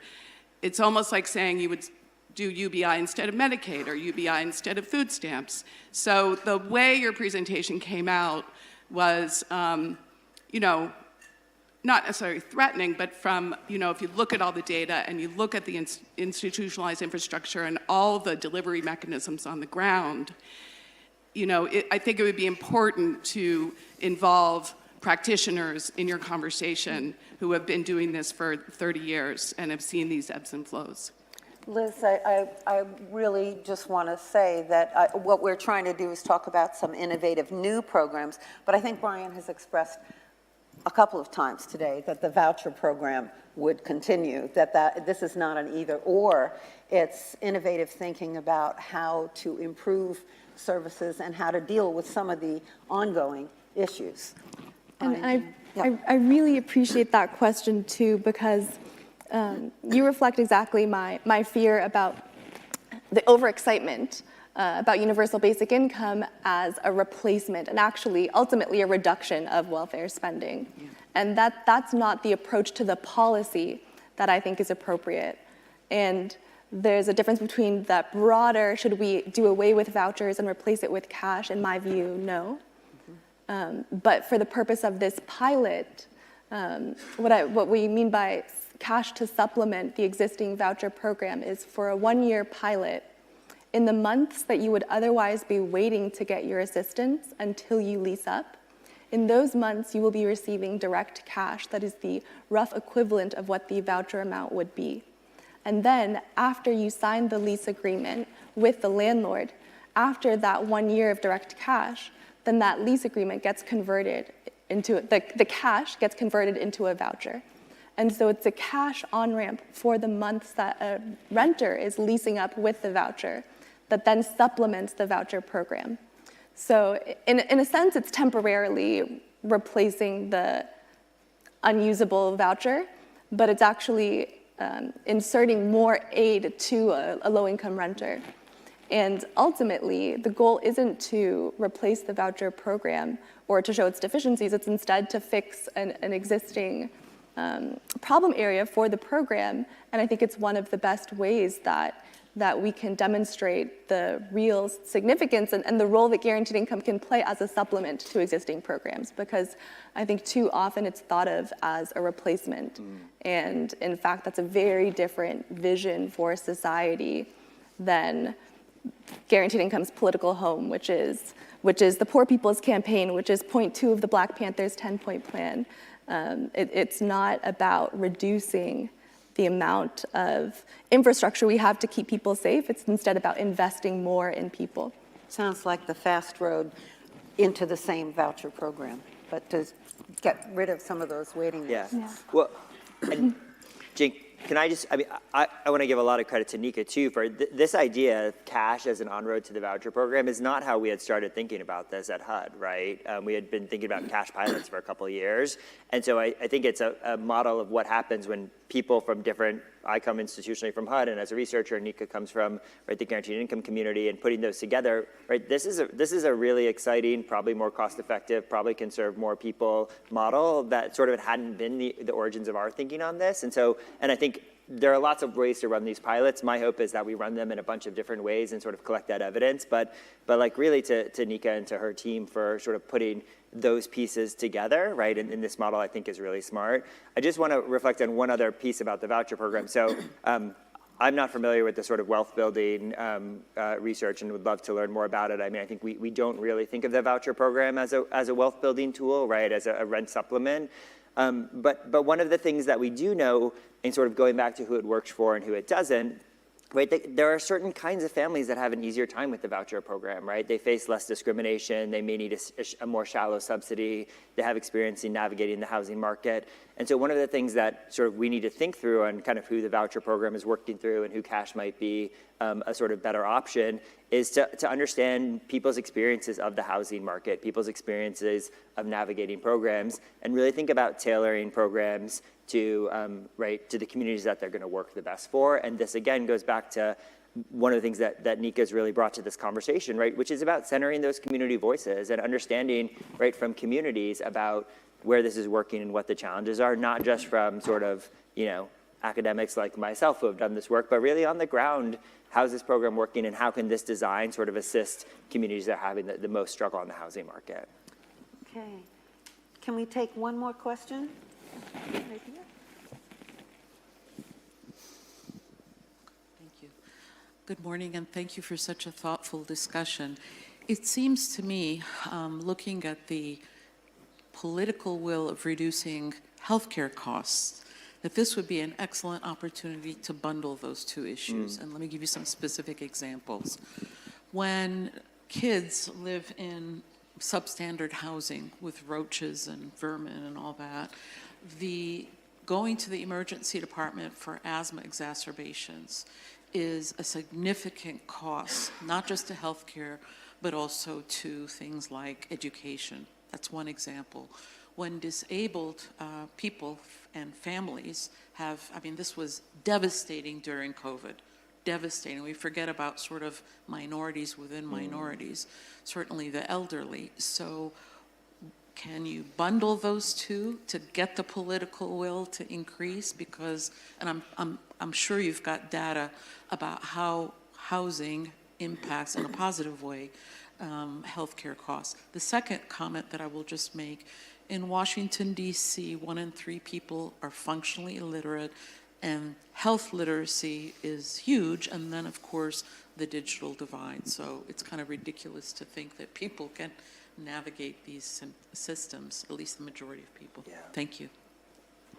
Yeah, I can share real quickly on kind of from the federal side. So, one thing, right, that underlies this, we know the impact of safe, affordable, decent housing on health and education and feelings of well-being and mental health and safety, right? So the evidence is very clear about sort of housing as the baseline.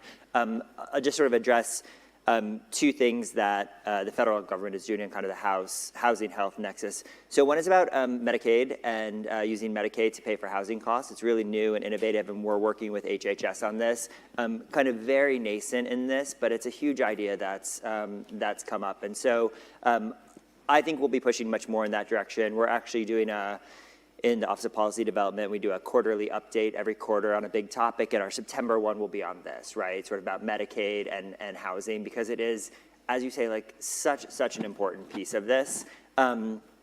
Housing quality being a big issue. I mean, when the voucher program was started, housing quality was a huge issue, and it's less an issue now, right? The quality of the American housing stock has improved, but it's not a non-issue, right? And so things like lead paint, right, mold, overcrowding even as a sort of health issue, right? These are still things that persist in segments of the housing market that I think we're attuned to, but a huge part of the work around housing is actually because housing is the baseline of, right, all of these other things, including health. Well, thank you both. I think it's heartening to hear that there's some innovation going on at Housing and Urban Development, and a lot more. I know that there are a lot more programs that you're looking at that we don't have time to discuss today. And the Fund for Guaranteed Income, I think, is a wonderful organization, and it's exciting that you're able to work with, I think, 12 American cities and then places all across the country. So thank you very much. Thank you so much. Hey.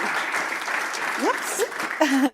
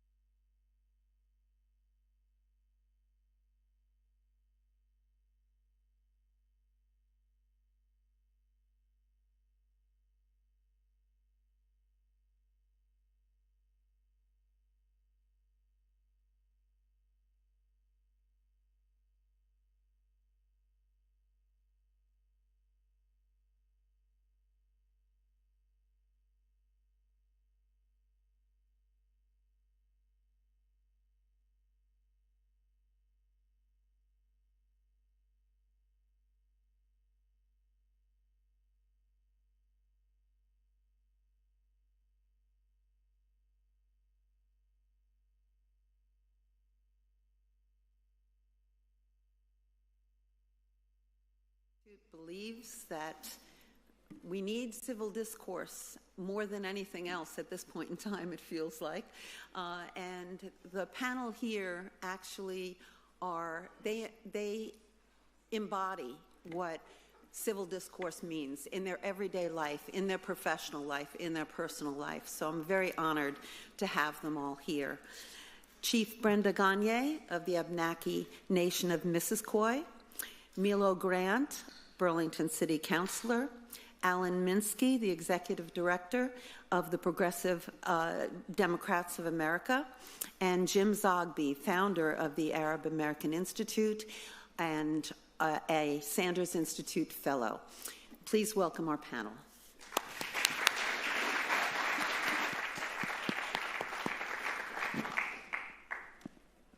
Thank you, Jane. I have been given the honor of opening this session because I have the key to civil discourse. Only talk to people you agree with. Or if you're going to talk with people you disagree with, do it on Zoom because it's so much easier to get rid of it. No, actually, Jane is right. We're living in toxic times. And most other folks got to talk about what they do. I am jealous because I only get to talk about how I do what I do, which is try to keep my sanity by engaging in civil discourse, because the chasms are so deep, and to waste your time shouting across it to no avail makes no sense, when in fact it actually seems harder, but it's far more beneficial to try to close the gap and come to some understanding. And I want to just share with you a few observations, both about the divides that exist, but also about how we can deal with them in some ways. Now, there's some people you can't deal with. There are people who literally are doing what they do for their own self-interest. I think of some of those members of Congress who went to Colombia, literally to incite. I mean, you talk about outside agitators. It was the speaker and a few of his colleagues who were the outside agitators at that event. There are people who do that, and they prey off of division to their own benefit. But for most of us, it's either a lack of understanding or a lack of empathy, and those can be dealt with. And I just want to share a couple of lessons first before I get into the two big divides that I want to talk about. Lessons from my mother and my late wife, both of whom helped mold me into the person I am. I remember when I was 13, I was very, one could say precocious to be nice, but I was a pain in the ass to be real. I'd get into arguments with relatives over everything from the interpretation of something in the New Testament to the politics of the day. And I was arguing with my Aunt Marie about something. I don't remember what she was saying because I never listened to a word she said. I knew what I was saying, which was the truth. And my mother said to me, she said, just be quiet and listen. She said, you're sitting at the end of your seat when she starts to talk. You've got your answer framed, and you don't even know what she's going to say. And her words were, if you do not listen to others, they will never hear what you say to them, because you're talking at them, not with them. The other thing she said was that sometimes when you get into an argument, you think if you raise the volume of your voice, it'll somehow close the deal. She said, don't be wrong at the top of your voice. You get louder, everyone else gets louder, and nothing gets heard.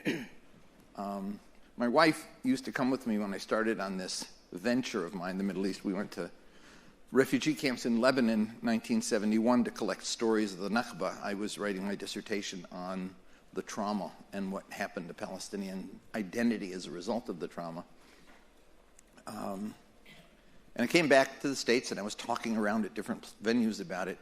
She'd sit in the audience. I would always speak to an audience of one. I'd look at her face the whole time, because when I'd say something as a young person in their 20s would do, little off-color sometimes, language that was inappropriate or more agitated than one should be, thinking I was making a point by being a little more aggressive, she'd go like that.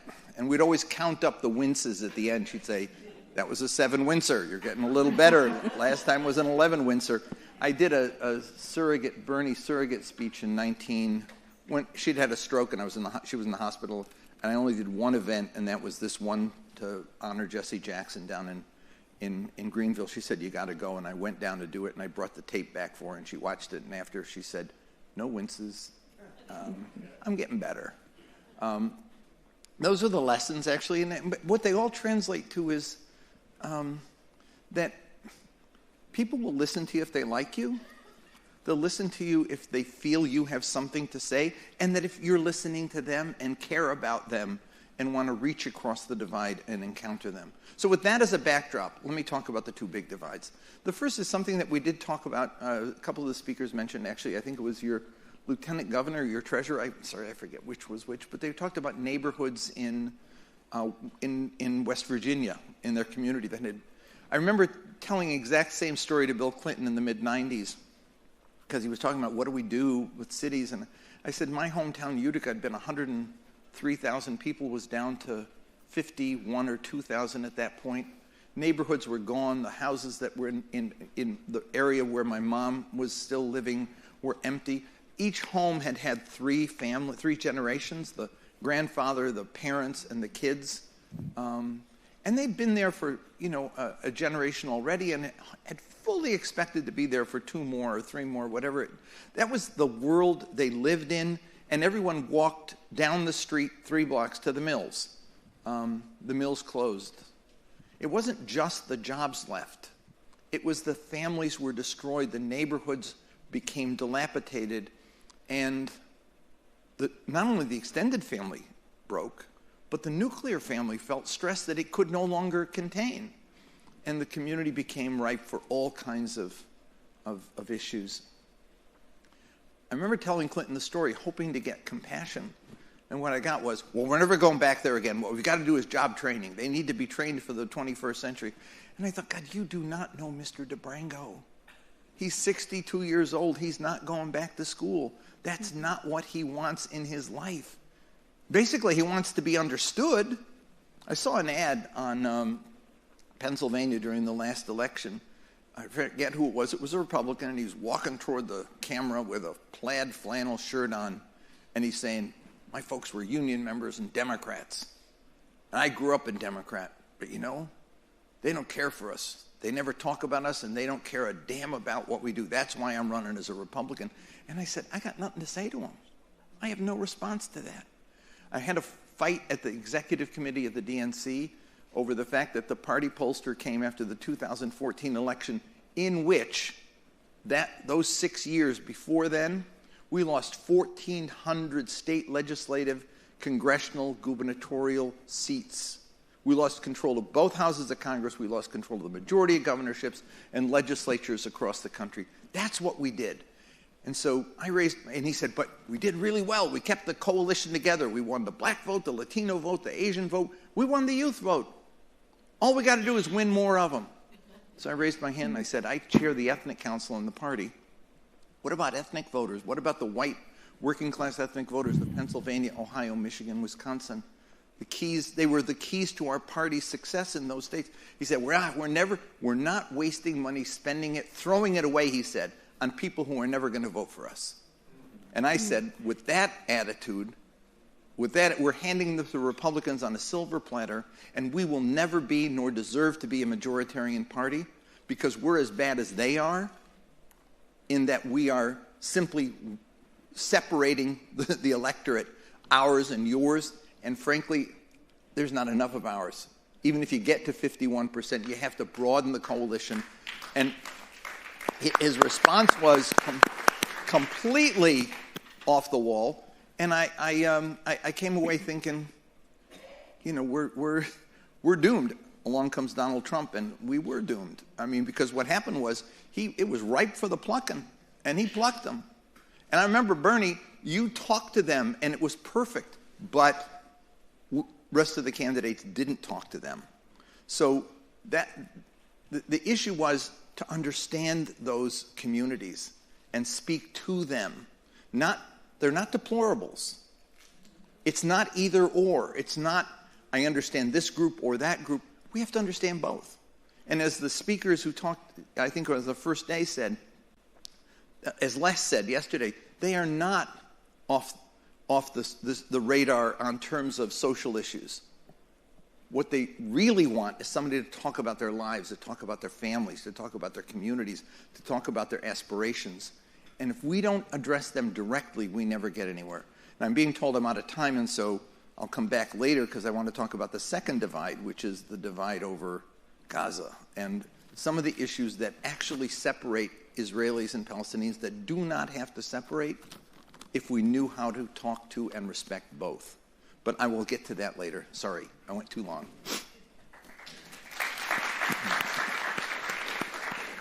I'd be remiss if I didn't first say that at PDA we changed the time of our national staff meetings so that every week I could hear Jim Zogby with his coffee and conversation. If you can just explain to people when that is and maybe how people can sign up.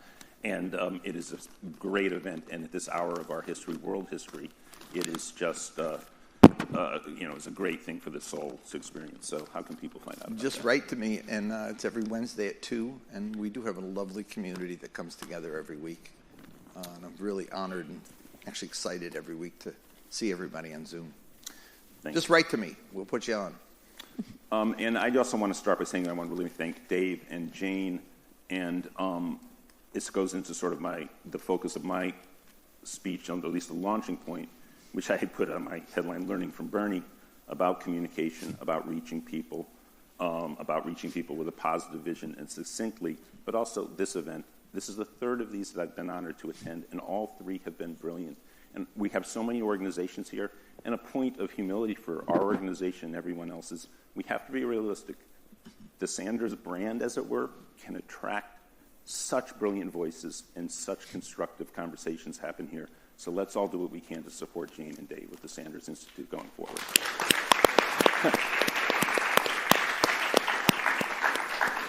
I love applause lines, but I have a short time, so here we go. Okay.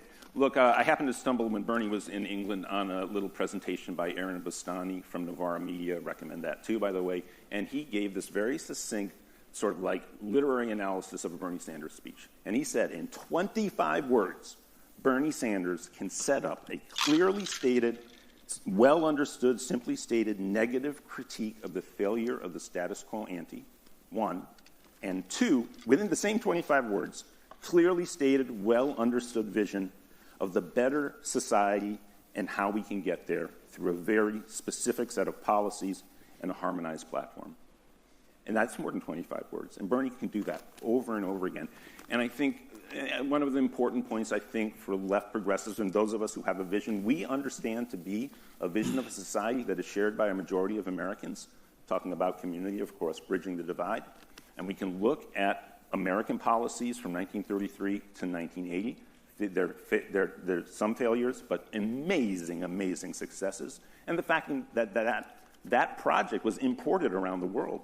And if you look at the other wealthiest societies in the world, and they're democratic societies largely, they remain our Cold War allies. That the Roosevelt and Truman administration basically imported to the world a democratic, social democratic project. A little bit more about that a little later. And so again, in the last two presidential cycles, because of the power of that drama, the world, again, was reintroduced to an American politics that captured the imagination of people through a great communicator. And we have to understand, in the absence of that at the moment, right now, Bernie not being on the center stage of American politics, how do we collectively continue to convey that message in a way that is understood for its negative critique of what everyone is feeling, which is the failure of our current social and political economic status quo to deliver for the people in our society, the society that they want, and a very practical and attainable, through democracy, program that can achieve and return us onto a path, now this time fully inclusive, because we know it wasn't the last time around, right? Fully inclusive set of programs that are achievable through a democracy. So the other thing that is in the background to achieving that is, yes, succinct public messaging if it's the 21st century. We're not going to achieve it through FDR's, radio talks, fireside chats. But it does have to have incredible substance in the background. So now here, I got 2 minutes to provide some substance, and I want to throw out 3 dates. 1992, 16 years forward, 2008, 16 years forward, 2024, where we are right now. In 1992, if anybody in the world who paid even remote attention to politics would have told you that democracy wasn't going to be triumphant and dominant across the world, liberal democracy going forward, people would have told you were crazy. The Soviet Union collapsed on the last day of 1991. In 1992, that was the end of history, right? Beyond all that, the triumph of, as it were, Thatcher's Tina, supposedly, and Milton Friedman's Capitalism and Freedom. Okay. 16 years forward, the economic system that was structured and in place in 92 and then really even put into the fast lane going forward basically collapsed, completely collapsed, a complete programmatic systemic collapse of neoliberal capitalism, Thatcherite Reaganite capitalism with the Blair-Clinton adjustment of the left parties to be in sync with them. Complete and total collapse, like a house of cards. Unfortunately, the U.S. Federal Reserve, of course, completely saved global capitalism as a system, and the strategies that were put in place through the American political system at the time were to put Humpty Dumpty back together again. And the great sins of that model of capitalism were actually exacerbated going forward, even greater wealth inequality. We've talked about the housing stock, what happened to the housing stock being the anchor of the middle-class society as the United States built, okay? And we get to 2024. In 2024, we're in a crisis of democracy. 32 years later, after what would have seemed unbelievable, with 2008 as the middle moment, we have, with the redoubling down on a neoliberal, investor-driven, financialized capitalist model in 2008, we have now the public in full recognition of the incapacity of our social political system as it functions to deliver for anything except for the wealthiest. By the way, as Stephanie Kelton noted, with a very brief bubble of about 18 months to 2 years with the pandemic of a different model, proving again it still works, very much built around the 1933-1975 model of progressive Keynesian economics. Okay, so if there was true symmetry to this, the terrible narrative would resolve with the collapse of democracy in the flagship nation of democracy in 2024. We know how that would be produced by a result in November. But this has to be the year that doesn't happen. It has to be the year that we save democracy, okay? And we also know what that means in November. And I just want to say, I personally believe at this hour right now, even without a presidential candidate representing, the particular program that obviously I'm hinting at, it is not the time to back away from that model. We have to actually double down and amplify a vision of American society in an economic structure, and yes, pretty much absolutely in line with the program of Sanders in 2016 and 2020, because people need to save the democracy to vote for something that will produce society that they want. And this is not to say that there aren't better things domestically about the current administration than we've seen from previous administrations recently, but it isn't a full-on reformation back to a society that is absolutely anchored in the idea that the core program is a prosperous, low to no poverty, now fully inclusive middle-class society, and coming off of years in which to even keep your head above water, you needed 2, 3, 4 jobs, 1 job, 35 hours a week, 46 weeks a year, guaranteed vacation. How popular would that be with the American public? And that's all you need to have a living wage and a decent life. So people regain the possibility for their lives. Very succinct communication of a progressive agenda. I can say more about it, but I maybe should leave it there. And I will say this, at the convention, in coordination with Jim's organization and Rainbow Push and the Nation, we PDA will be hosting something called Progressive Central, where we'll be doing that. We think the compelling argument to save the democracy right now, very succinctly put, is to talk about what we can achieve with the democracy, even though it isn't necessarily on the table, as it's not on the menu to be chosen in 2024, but it cannot be chosen if there's no democracy. We cannot make the mistake that was made by the German people in 1933. As the progressive left, we have to align with constitutionalists and preserve our democracy. And because we can have no illusions about what the alternate choice is, which is to lock in place a wholly unacceptable status quo where we have basically oligarchic rule with no capacity for the public to reverse this level of inequality because it will be locked in place without the people having the option of a democracy. We have a positive vision. We know what we have to achieve. We have to express it succinctly, lovingly, and paint a picture of the society that we all want. We have to learn from Bernie. Thank you so much.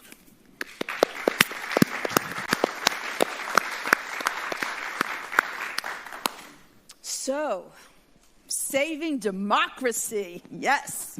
How do we do that? I guess where I come in is I talk about starting at the local level. My joke is I was a friend who showed up to volunteer for my campaign when I decided to run for city council. He had never worked on a campaign. He had never done door-to-door. Neither had I.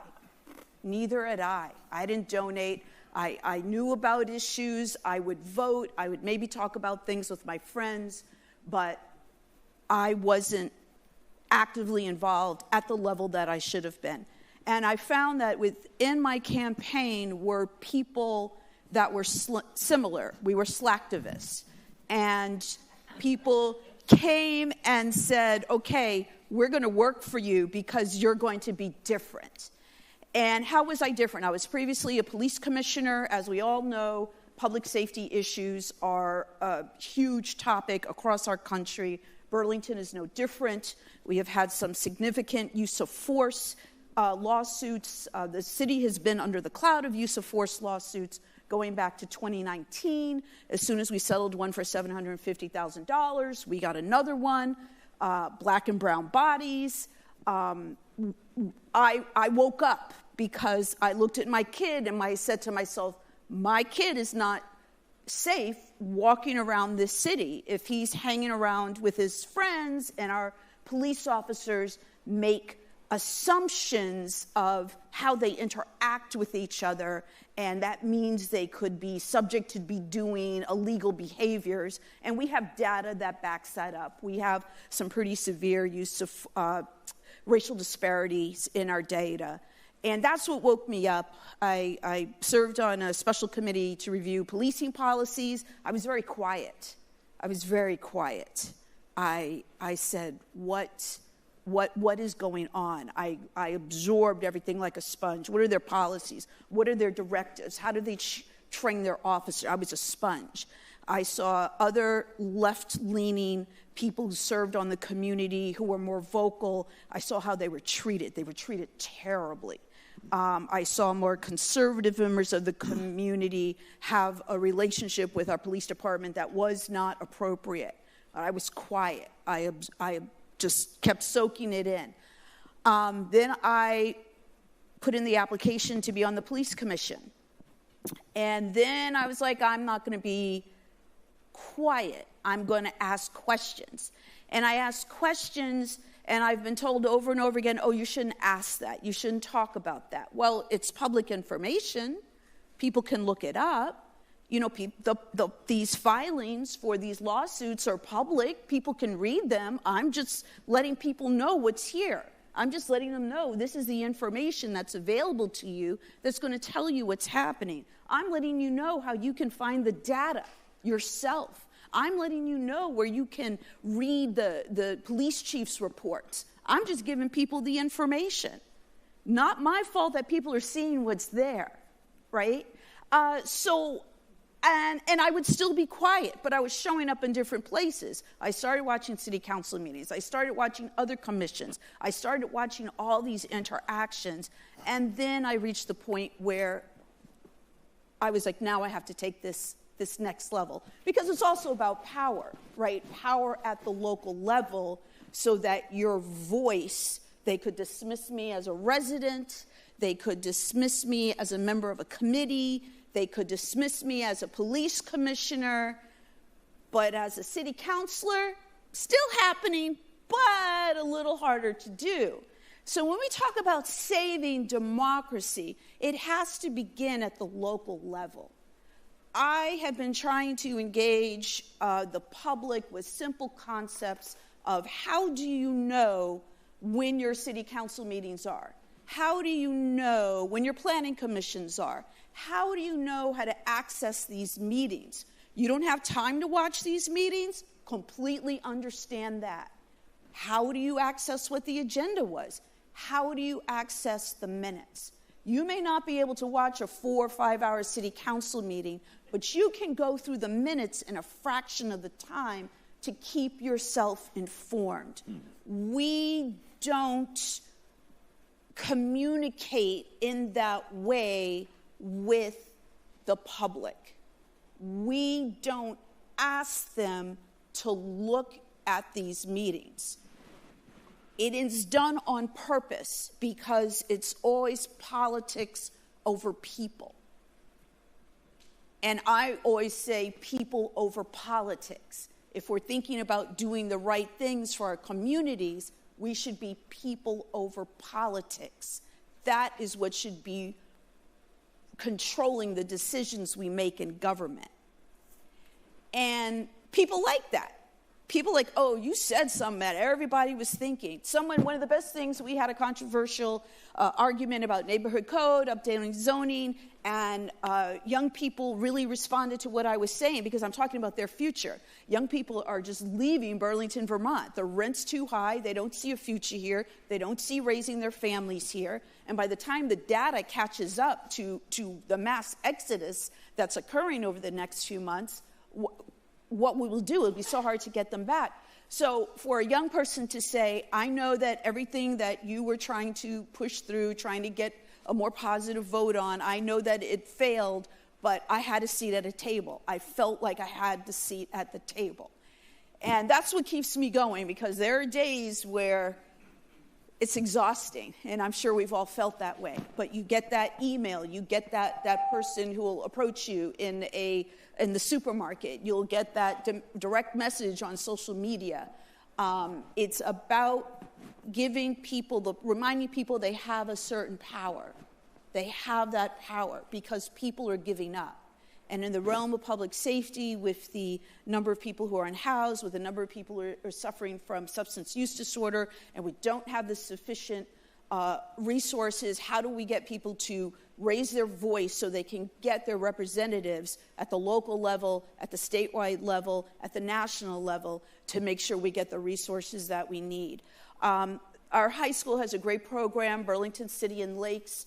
The kids that are in that class learn about civic engagement. And I have had the privilege over the years of being invited once a semester to go and speak to them.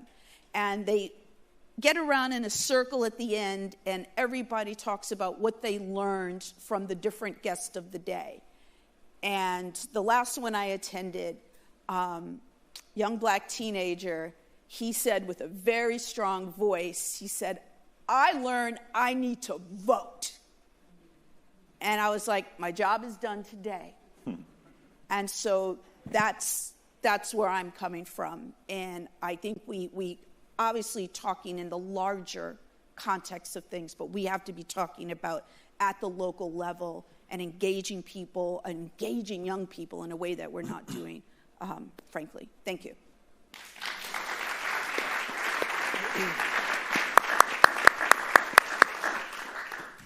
Kwei Nadoba, in my language, that means hello, friend.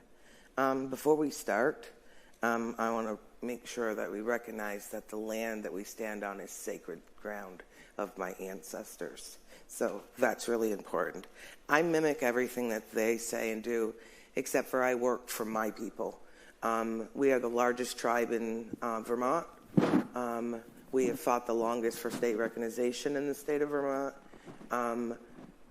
Discrimination has been very high for our people, still is, whether it's housing, whether it's medical, whether it's, they just don't get us. So we're in the process of working with NMC and the University Health Center to try to get things in place so that they understand how to work with our people differently than other people. And that sounds kind of strange, but we have our own health issues that other people don't have, that aren't being taken care of, things like that. So we're in the process of that. In the 1980s, we did a survey with the kids at school and found out that 70% of our kids were dropping out of school. So we put programs in place with Title VI Indian education. And the part of it was 50% were dropping out before 9th grade. Now we have less than 3% dropout rate. We have 35 to 38% kids going on to post-secondary schools or technical schools. So my mission is making sure our kids are educated so they can have a better life than what we have.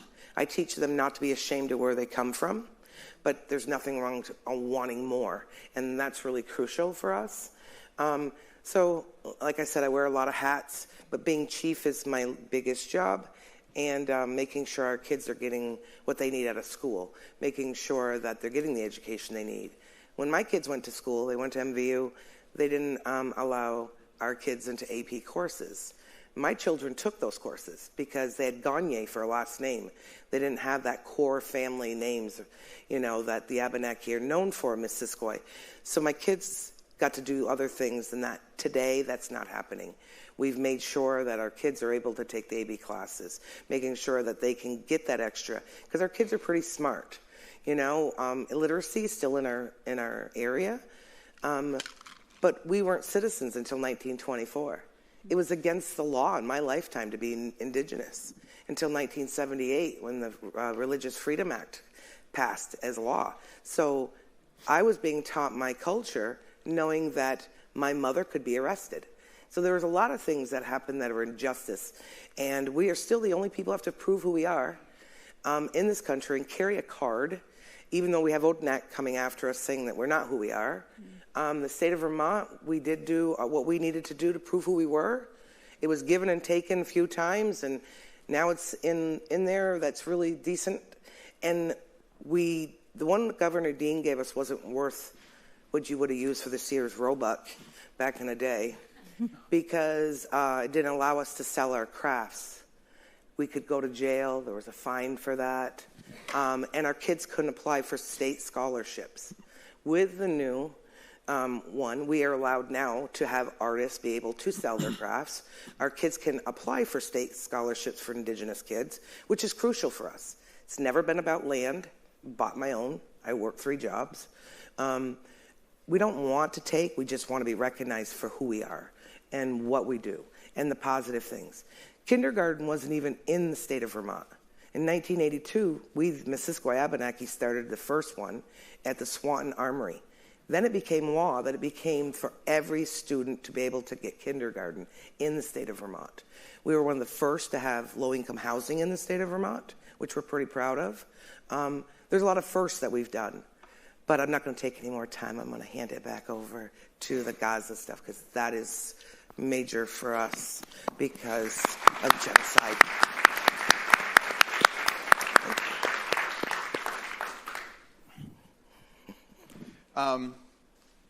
Let me just tell you a little story.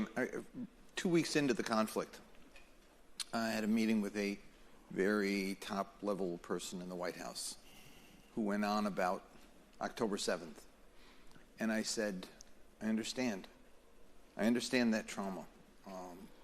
My mother, weird mother, she used to read me Diary of Anne Frank when I was a little kid. I mean, she wanted me to know the story and understand it. And I did. I tried to anyway. And so I told this person at the White House that I understand the trauma. I try to understand the trauma. I understand the feeling of vulnerability. The sense that this was a shock to a community that had never thought it would experience a shock like this again in their lifetimes. It evoked the Holocaust, it evoked the trauma of the pogroms and anti-Semitism, and it was real. I said, at the same time, I spent time in the refugee camps collecting stories of the Nakba, and I know that. I know the Palestinian community. I spent time in Gaza in the good days when it was a mess. Jabalia with no sewage. I mean, to see kids on a dry day playing in a pool and thinking, but it didn't rain. And it wasn't rain, it was sewage, because there was no way for it to get anywhere other than out to the sea. And I think about those kids, and I said, I want you to understand that, that because of their history of dispossession, of disbursement, of being denied the right to claim their land and own and live on their land, they too have a feeling of vulnerability. This is the Nakba again happening for them. This person said nothing for a little while and then sort of show-offy, rubbing his forehead like this, he said, I got to say something. He said, well, you just said smacks of whataboutism. You're just trying to justify October 7th. I said, no. I want you to understand there are two human groups here that need to be understood. And if we can't be the adult in the room, what do we get? We're going to get this thing playing out where the coat holder and cheerleader for one side, where we ought to be the guys who would say, let's stop it now because nothing good will come of this. And 8 months later, we're right where we were. Really no different, unfortunately, than where we were. And frankly, I'd like to say something good will come, but nothing good will come of this. It never does. 36,000 dead, probably much more. I think of 11-year-old kids, right, who, it's not just that they've been forced to move 6-7 times. We did a poll about how many times families were forced to move. But it's the sense that, when you're 11 or 12 and you live in a very congested place, you kind of know in your head, this is how I get to Aunt such and such. This is where my friends live. This is where the school is. This is where I go to whatever. That's all gone. It's like your history is completely erased, and any physical embodiment of what your consciousness had as your place in the world is gone. It's rubble. 70% right now of Gaza is rubble and unlivable. What do we do with that? Do we really think we eliminate Hamas? I used to say that violence is not the way to end the occupation, and violence is not the way to end the resistance to the occupation. It simply, one reinforces the other. The Israelis end up, Jesse Jackson used to call it, each side has the other in a headlock. And it's granted, one is far more vulnerable as a victim. I really believe that. Call me, biased for saying that. Palestinians are the bigger victims in this, and this is not a victimhood Olympics. But both sides are victims of each other and of themselves and the stupid choices they make. And in the Arab community, that sometimes gets me in trouble, because there is this sense, when you want to talk about shouting across the divide, there's the sense that unless you see absolute purity on your side, you have no business talking.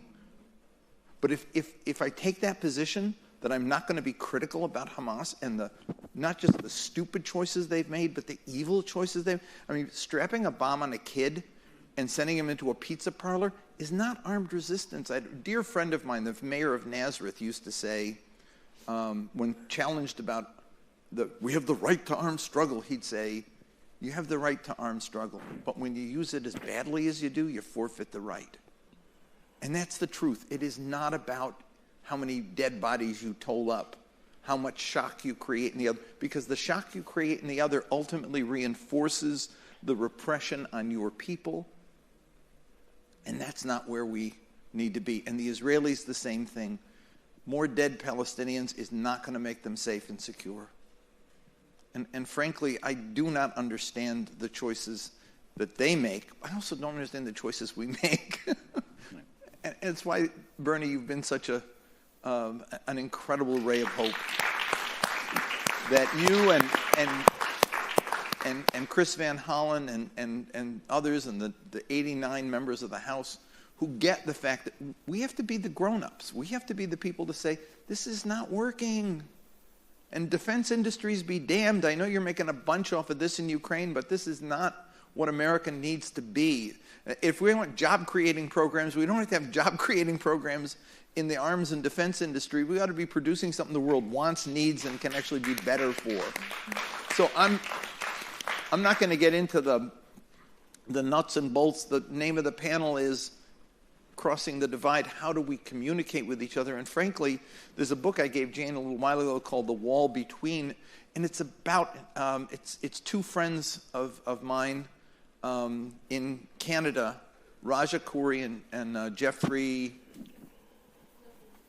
Wilkinson, a Palestinian and a Jew, talking about how do we understand each other? How do we cross the divide and get to the point where I understand your vulnerability, you understand my vulnerability. We get under each other's skin, like Martin Buber's I, thou. See the other not as an other, as a thing, but as a real person.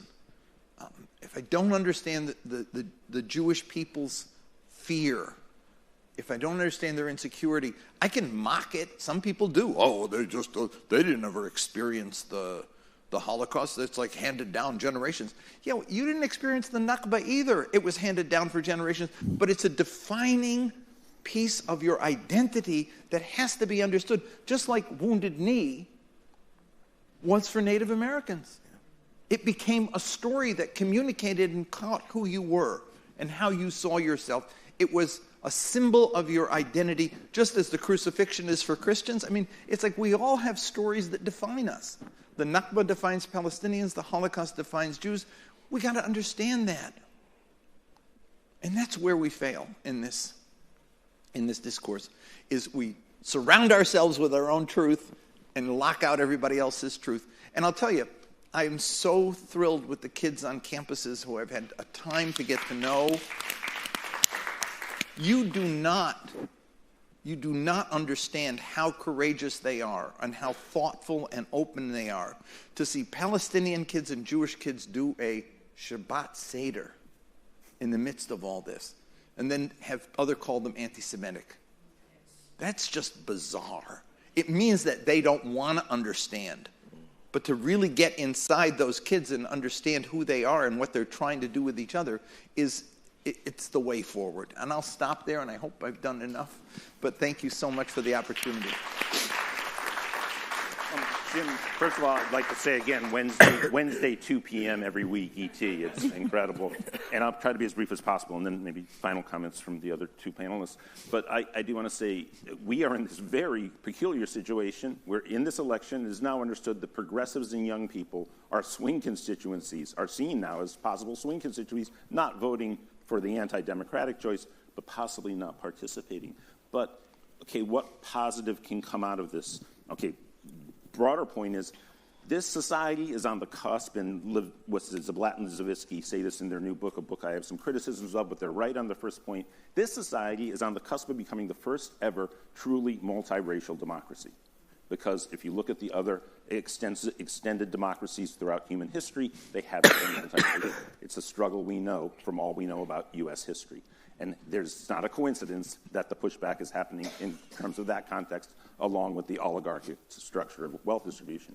So there's that.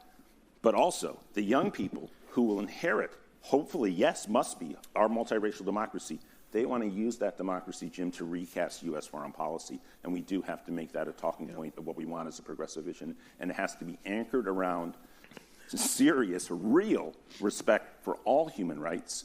And I think in this context, adamantly demanding the full political and civil and human rights for Palestinian people and self-determination in land, okay? And also for everybody in the Middle East, right? In Israel and Gaza. And however that plays out, that will be determined by them, but that should be the U.S. foreign policy pin. But U.S. foreign policy cast around true respect for international human rights and solidarity. Solidarity primarily with the balance of the population, working people, but international solidarity and human rights. And I think the young people today will be inspired by that and recognize, hopefully, that they need to preserve the democracy in order to get there, but to bring that back into a talking point of an aspiration for progressives. Thank you. I mean, I also I'm going back to starting out locally, to starting out with the education of young people. Education that we will have to do outside of our school systems, because we're not doing a good job of teaching civics in our schools. We're not doing a good job of teaching what's happening in the world history. The concept of history is under attack everywhere. So that has to be part of our political strategy. And when Merrick Broderick just finished his junior year at the University of Vermont. He won election this spring to represent Ward 8. He was supporting the encampment at the University of Vermont. He got called in with other students who were recognized around the encampment and were brought in by the University of Vermont for conduct violation of their conduct. So universities, the very places that our young people should be learning about all of this, are acting in very conservative and very dangerous ways. I looked at what was happening at Columbia and other places, and when you think about at the peak of these encampments in early May, around the anniversary of what happened on Kent State, I mean, it's really sobering, and we need to keep that in mind. And myself and other counselors who are alumni of the University of Vermont, we signed a letter. We wrote and signed a letter and sent it to UVM, and we were like, this is not okay. You know, you can't, do you even realize that this is a city councilor? So, and the way he gets dismissed, oh, it's good to have a student on the council, as if being a student is, he doesn't have a right to speak, especially about climate, right? Which is the issue of his generation. How dare he, as a student, be the lead, a sponsor of a resolution on taking faster action on what the city can do to address climate. So it goes back to locally and getting down and saying, okay, how are we educating people? What do we do? What more can we do outside of schools to educate young people and pull them in and get them to be active? And how do we support the young people that are out there? Because you may have kids at home, you got to get home, you got to cook your kids dinner, you got to make sure they do homework. How are you able to support younger people who don't have that responsibility yet and can take these steps to have these issues be heard? Thank you.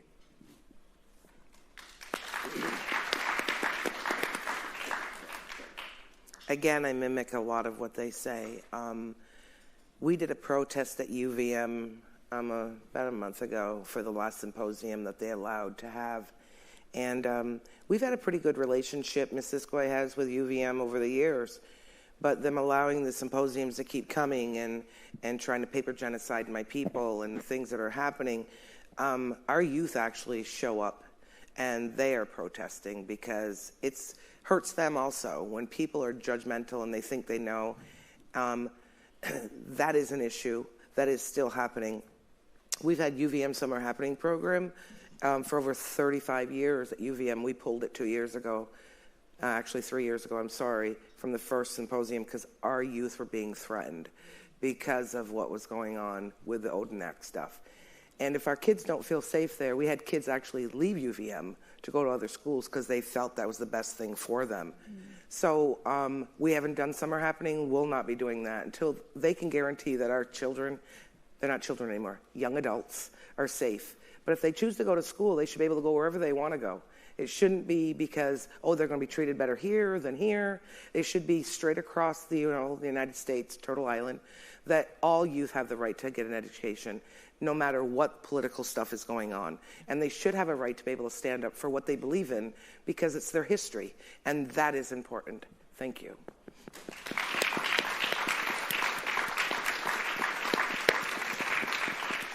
Just one comment on education. My brother did a book about 2008. It came out. He called kids, instead of millennials, he called them the first globals. Because of the internet, because of social media, this is a generation that sees and knows the world and feels themselves a part of the world in a way that no other cohort had any concept of. I mean, they cry for places in the world that most people can't find on a map. And they feel it deeply, and they understand it. I mean, when I have conversations with some kids, they didn't take a course in Middle East history, but they know all the nuances and the dates and everything. The one thing that they don't know is a sense of humility about what they do know. And seriously, that's what education has to do. The universities are failing in that regard, is tempering what you know, because no one, and maybe if I leave you with anything, it's that no one has absolute truth. We have a truth and others have a truth, and the question is, how do I make you understand what I see in the world? Because we're not just living in a world of two different parties, we're living in a world of two different realities. I mean, people really believe this. stuff about a rigged election, blah, blah, blah. And people the point is we have to be able to understand and talk and converse with each other and temper that. And what the university should be doing, instead of punishing kids, is saying, let's have a conversation and understand. Exactly. Yep. Let's understand the history. Let's understand the pain. Let's understand the truth of the other and find a way to converse. That's what learning is. Because they already know the facts and the reality of what happened. What they don't understand is how to fit it into a broader concept of history. And that's where I think universities fail. They're picking a side and punishing. Thank you.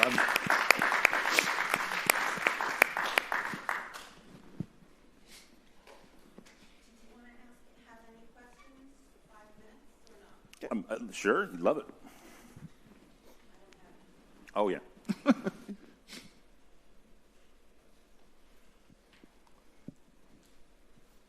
Thank you for the discussion. What my question will ultimately be is, how do we cut through genetic trauma to actually have discourse and see each other in one another? The context is that, and you could cut me off once you kind of see where I'm going. The context is that my grandmother is the sole survivor of her family of the Holocaust. My mom is the first relative she had on Earth after 15, 20 years. And these are arch liberals and humanitarians. We were at the 75th liberation, anniversary of the liberation of Birkenau in January 2020. Not one reporter, nobody in Ron Lauder's crowd had any interest in what happened to the Roma. My grandmother burst in tears. We pulled reporters in, and she had to tell them about the liquidation of the Roma camp, the agony of the mothers, my grandmother going through the belongings of inmates to find candy to throw over the fence, and then the, what she described as the sweet, rancid taste of thousands of burned bodies.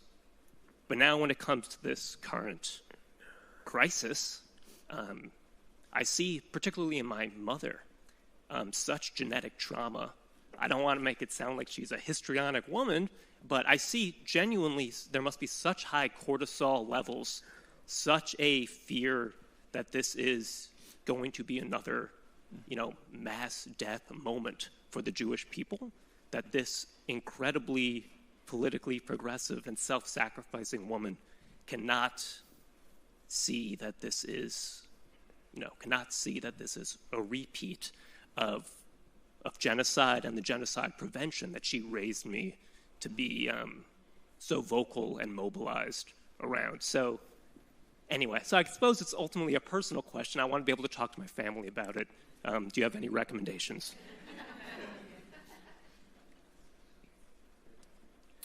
Genetic trauma is very real.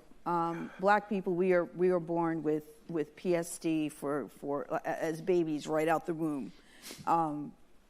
PSD from slavery, from the history of racism in the country. So genetic trauma is really real, and it's measured within our bodies. Like when you can do tests on people, and they can be a numerical age, but their physical age is different.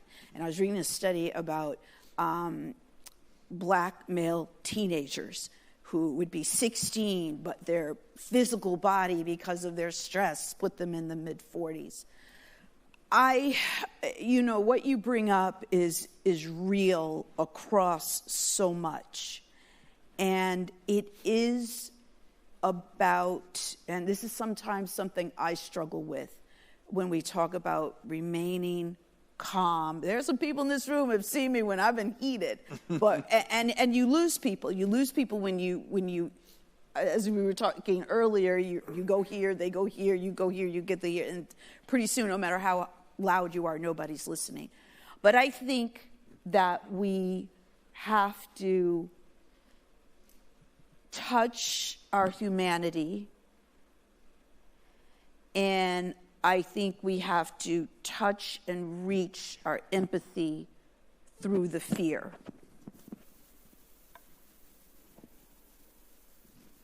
And that's how we survive and get to a better place. And it's not easy. And it's not easy. I think we have to say what's happening now will not guarantee peace.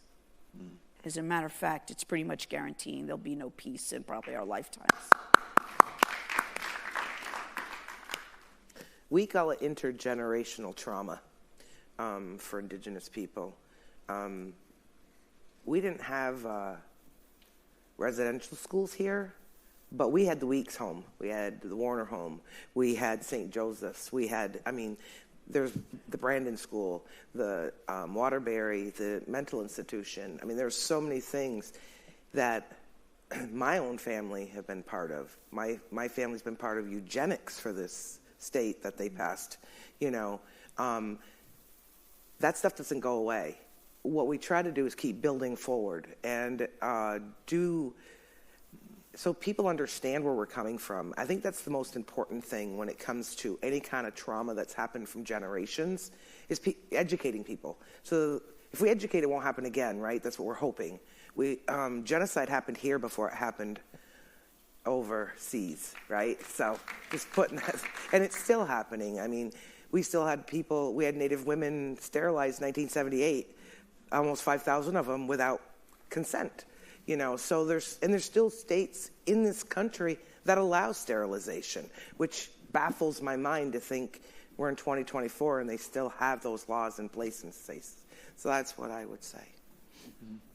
I would just also say at PDA, one of the things we're doing is we have this architecture of a 21st century economic bill of rights. Underneath it, we have these addressing of poverty programs that are where there's concentrated endemic poverty in the United States of America, so concentrated in communities of color. The racial wealth gap is a continuation and exacerbation of the trauma and the levels of poverty. And all people who want to see a just society in this society and a multiracial democracy have to address the deep endemic poverty inside Indigenous communities and work with community members to lift up into the prosperity level of the general society. That's also not irrelevant in Israel and Gaza. I don't know how many people are familiar with, Land for All, Omar Bartov's advocacy that's had some traction in American media. We brought him onto a PDA town hall. I, of course, believe that the people in the Middle East in their self-determination, but I will point this out around Israel.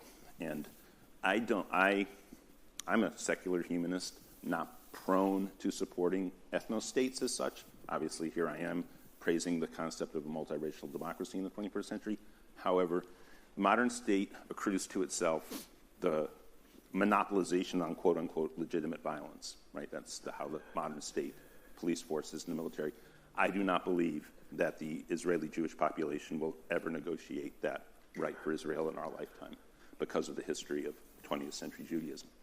And so we have to realize that, even if you are prone to want to see a one-state solution, for instance, I don't think that's going to be given away. It has to be then accorded to the Palestinians. Okay, so again, look up Land for All or Omar Bartov's advocacy around what is sort of like a 1.5 state confederated solution. But again, I think the prosperity of the Palestinian people approximating the level of the Israeli people, who believes if that's achieved that there'll be this level of violence?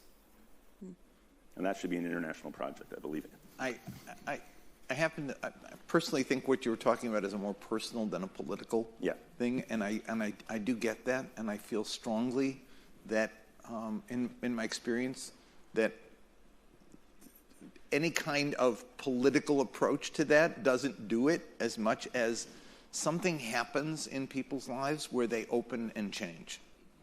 Sounds airy-fairy, but I've seen it too many times where somebody will be as hard as a rock in one place and then wake up someday and say, I don't feel that way anymore. They may not even say they don't feel that way, but they do. Conversations change. People begin to open up and see a different reality. It does happen, and I'm seeing it happen more and more in this particular as much as the lines got drawn and the division got so deep that we thought it would never. In the middle of all that, I also saw a lot of people make change and begin to think differently. And so I feel that pain and the hurt that you're talking about. And And I think just continuing to talk about it and try to help people through it. Sometimes I hope that God, actually that heaven is a big couch, and God has a notebook and a pencil, and he says, just tell me about it. Because we all kind of need that, right? Just because we're all shaped by trauma in different ways, and getting through it is the most painful part of all. Thank you so much.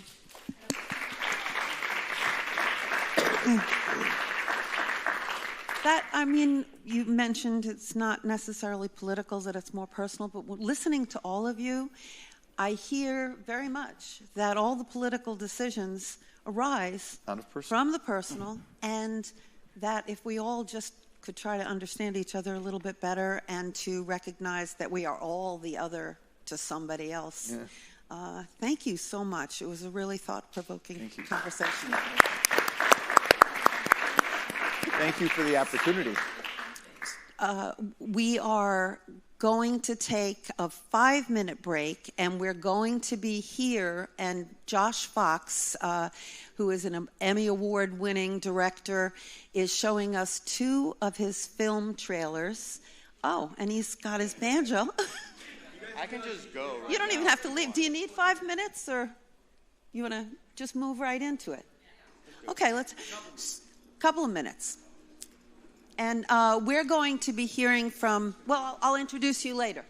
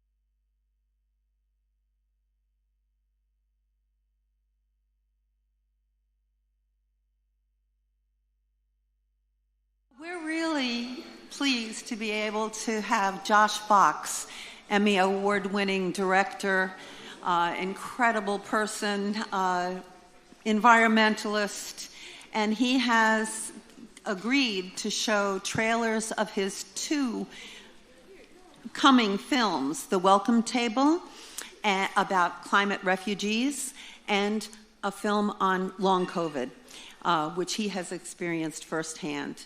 And of course, he has his banjo as well. So please welcome Josh Fox. Thank you so much, Jane. And I don't know, but it's probably true that this is the only banjo that has Bernie Sanders' signature on it. Maybe he's signed others, but I think there's a future for that. I'm going to show pieces of 2 films. One is actually a performance that I'm opening in like 2 weeks in New York City. So I'll do a little of a snippet, an abridged version of that. That's called The Edge of Nature. We're going to watch that trailer first, and then we'll talk a little bit about The Welcome Table. If you can hit the first video.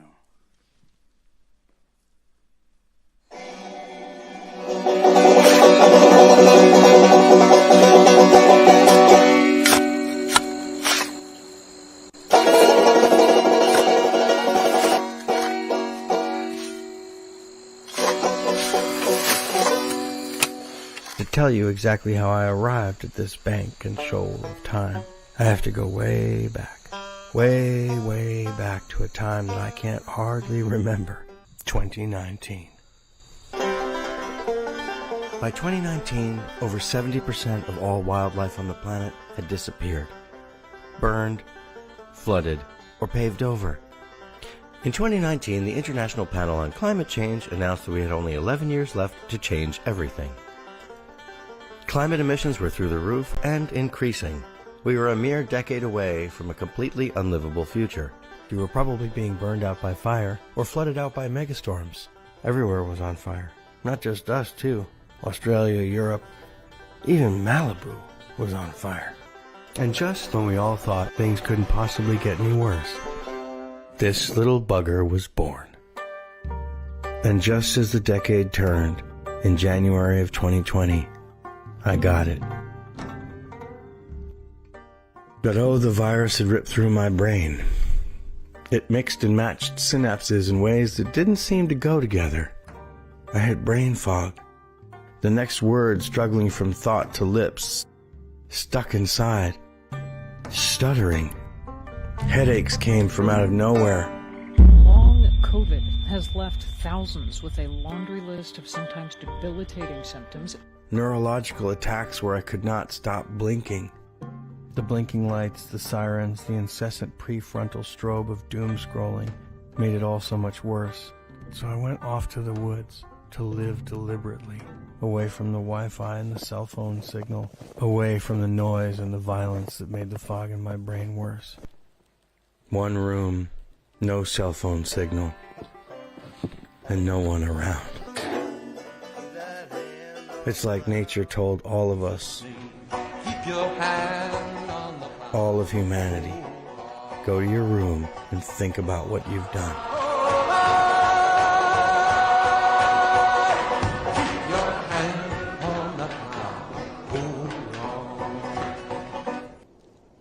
What have we done? How can we heal now?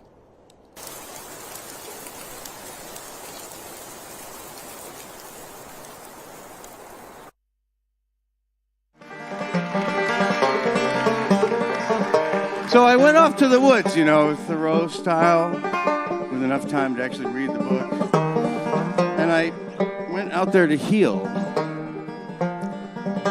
And I discovered that something kind of, in the midst of all of our grief and in the midst of all of our trauma, something weird and miraculous was happening. The planet was healing. All of our industrial processes were shutting down. It was a period that scientists would later come to call the anthropause, the pause of human beings. I like to think of it as the industrial pause. A A lot of things happened during that time. You could see the stars again. Rivers ran cleaner and clearer than ever before. Bird song reclaimed its former complexity. Birds discovered vocabulary that they couldn't use when it was so noisy. And our emissions actually reduced for the only time in human history. That was the only time in human history that we've actually reduced emissions enough to stop climate change by about 10%. And I think we all have a genetic memory of that moment, like a tree ring, like something that was marked in our DNA that said we remember that moment in time. You know, the emissions actually went down. And in Wuhan, China, in the first cycles of the disease, COVID killed about 3,200 people.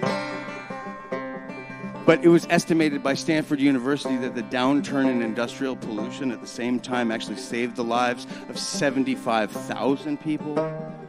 Which prompts the question, what is the real pandemic? COVID or the fossil fuels that we love to burn and choke on? In fact, fossil fuels kill 10 million people every single year. And I'm not talking about climate change, just the pollution. 10 million people, 1 out of every 5 deaths.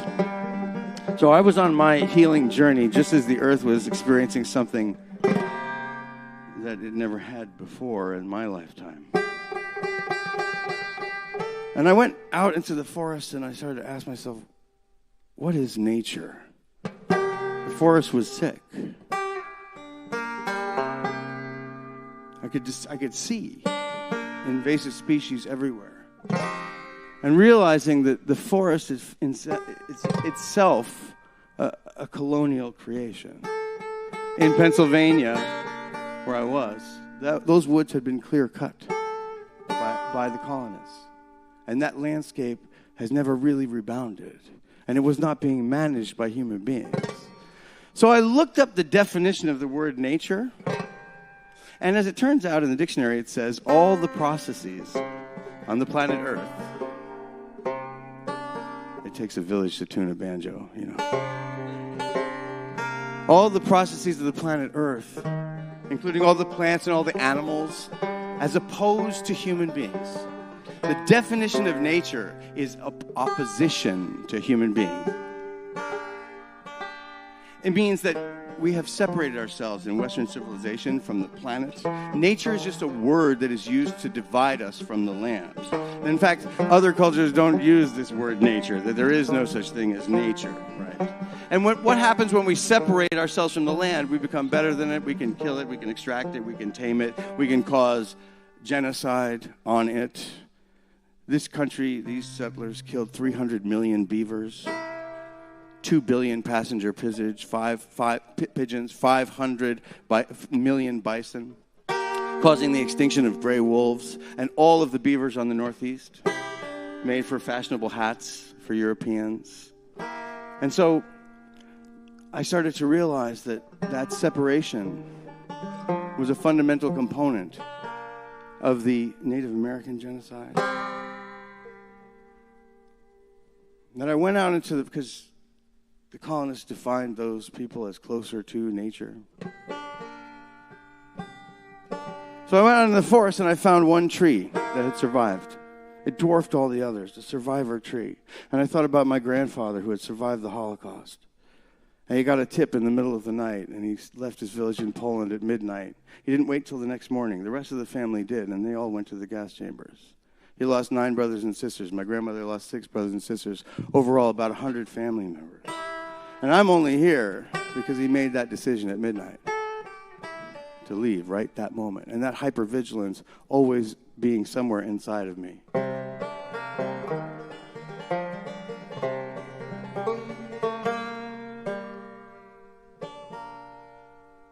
We're a part of nature.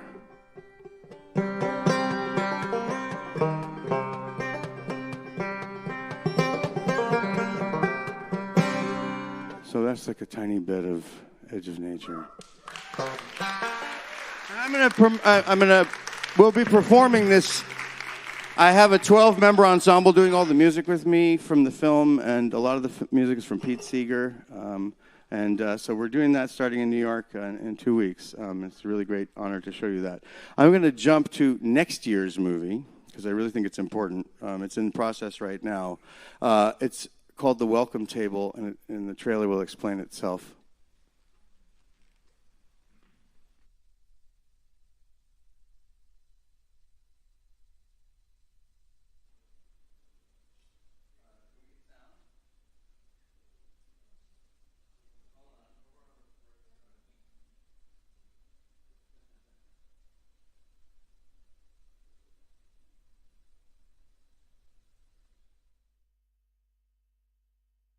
Well, I want to see this beautiful city. Yes, I want to see that beautiful city. Well, I want to see that beautiful city. I'd like to see that beautiful city one of these days. One of these days, and I want to sit at the welcome table. Yeah, I want to sit at the welcome table. Well, I want to sit at the welcome table. I want to sit at the welcome table. See that beautiful city one of these days. Oh, one of these days. And I like to sing and never get tired. Well, I want to sing and never get tired. Yes, I want to sing and never get tired. I'd like to sing and never get tired. Sit at the welcome table. See that beautiful city one of these days. One of these days.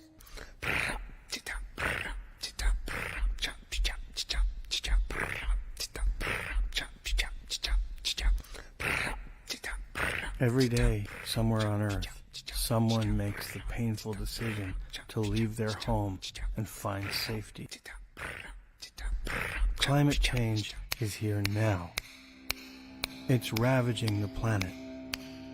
Extreme weather, storms, sea level rise, drought, famine, food insecurity, disease, landslides, fires, floods, forcing people to leave their homes and leave everything behind to try to find a safer place. The United Nations predicts between 200 million and 2 billion climate refugees will be forced to find new homes in the next several decades. Where are all of those people going to go?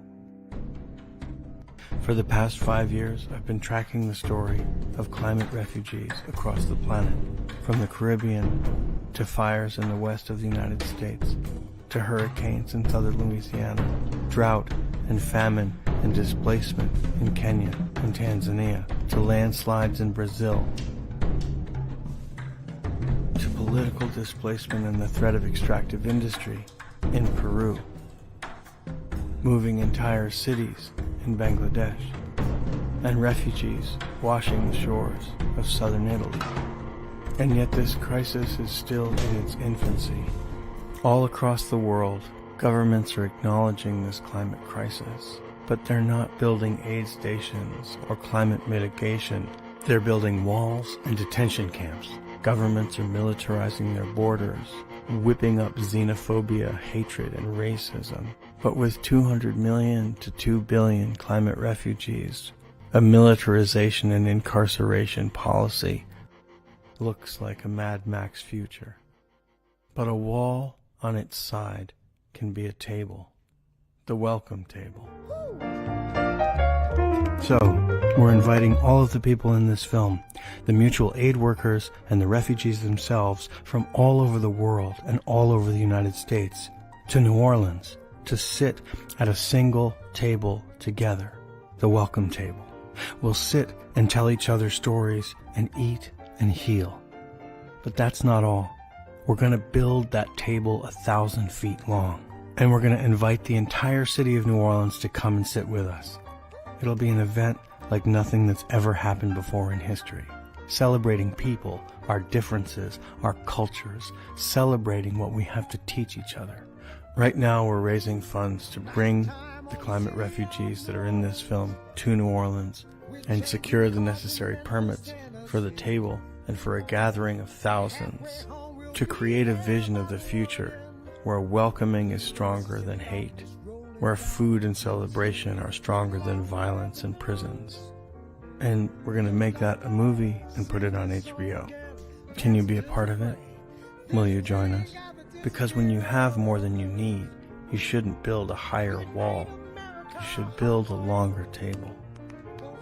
We're building that table. Be a part of it.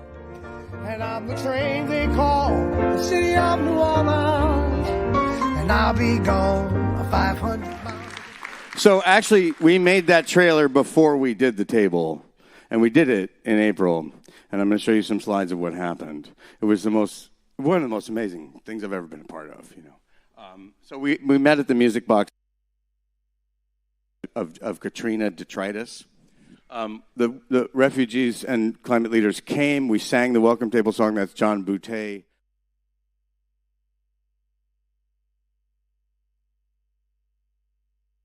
And it was extraordinarily emotional to hear their stories in New Orleans, of course, a city that lost a lot from climate change and continues to be threatened. That's Purity Gakuo from Kenya and Delta K from Australia. And then we marched up the levee, the same levee that broke during Katrina, 1,000 people, with all the fanfare of New Orleans, all the second lines and the celebration. And John led the procession. And then 1,000 people sang the welcome table song. It was a sound like I've never heard in my life. It was a ball. And it was the largest climate action most likely in New Orleans history. You'll see an aerial shot in just a second because it's almost impossible to see the whole table other than from a drone. There's a piece of it. So it worked. It was an enormous, amazing thing that happened. And so when we make this movie, this is the symbol that I think is stronger than the symbol of the wall. The wall is just a symbol, right? The wall doesn't actually work, right? It's just there to create fear. It's there to tell you we don't want you, right? The table is the opposite symbol, The table says we have to get good at welcoming people, and the bottom line is with 1 billion climate refugees on the way, we have to get really, really, really good at welcoming people. And it turns out welcoming is really hard, right?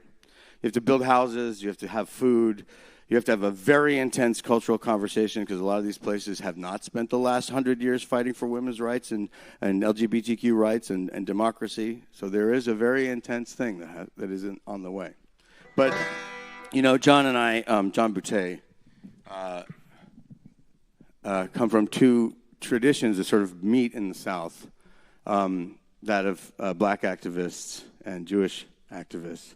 And there's a weird meeting place, which is Moses.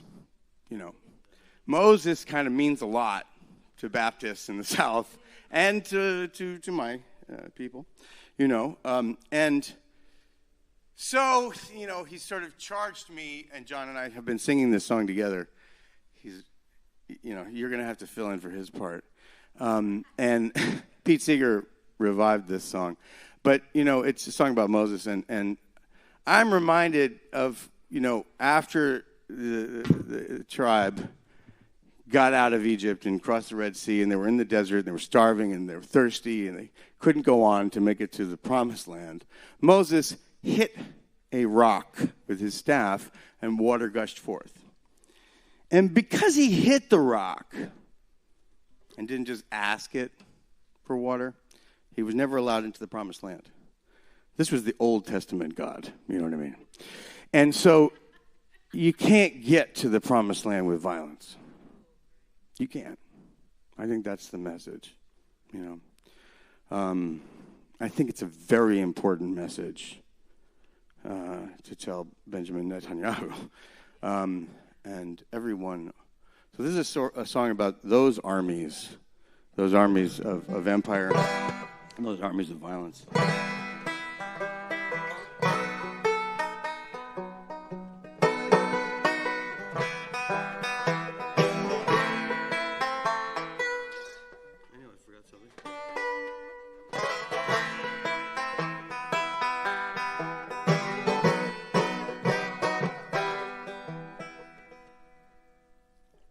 if I could, I surely would stand on the rock where Moses stood. Pharaoh's army got drowned in. Oh, Mary, don't you weep. You know it? Oh, Mary, don't you weep, don't mourn. Oh, Mary, don't you weep, don't mourn. Oh, Mary, don't you weep, don't mourn.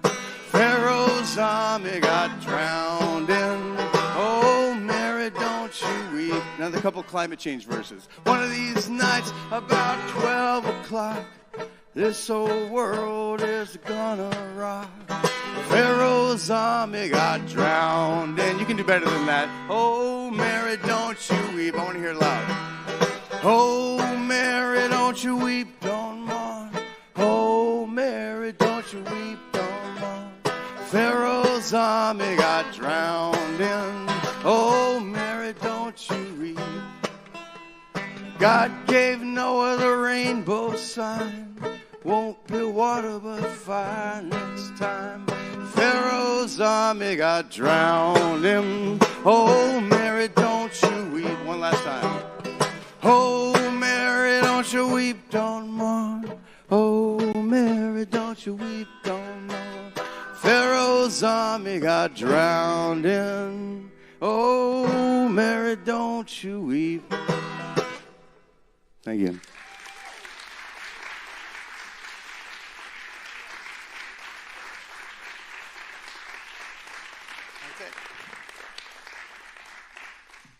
Enjoy your lunch.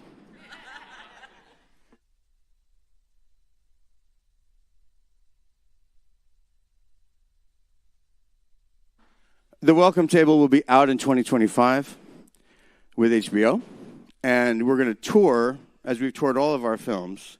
The Gasland tours went to 600 cities, and that built the movement against fracking, town by town, place by place, organization by organization, and we built it across, and we banned fracking in the state of New York. We banned fracking in the state of Vermont, even though there isn't any gas here. They were just like, fuck it, we're going to do it too.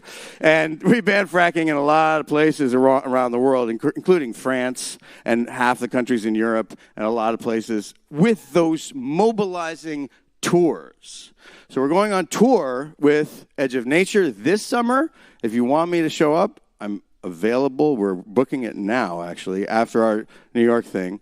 And then Welcome Table will tour next year, and we're going to tour with the table.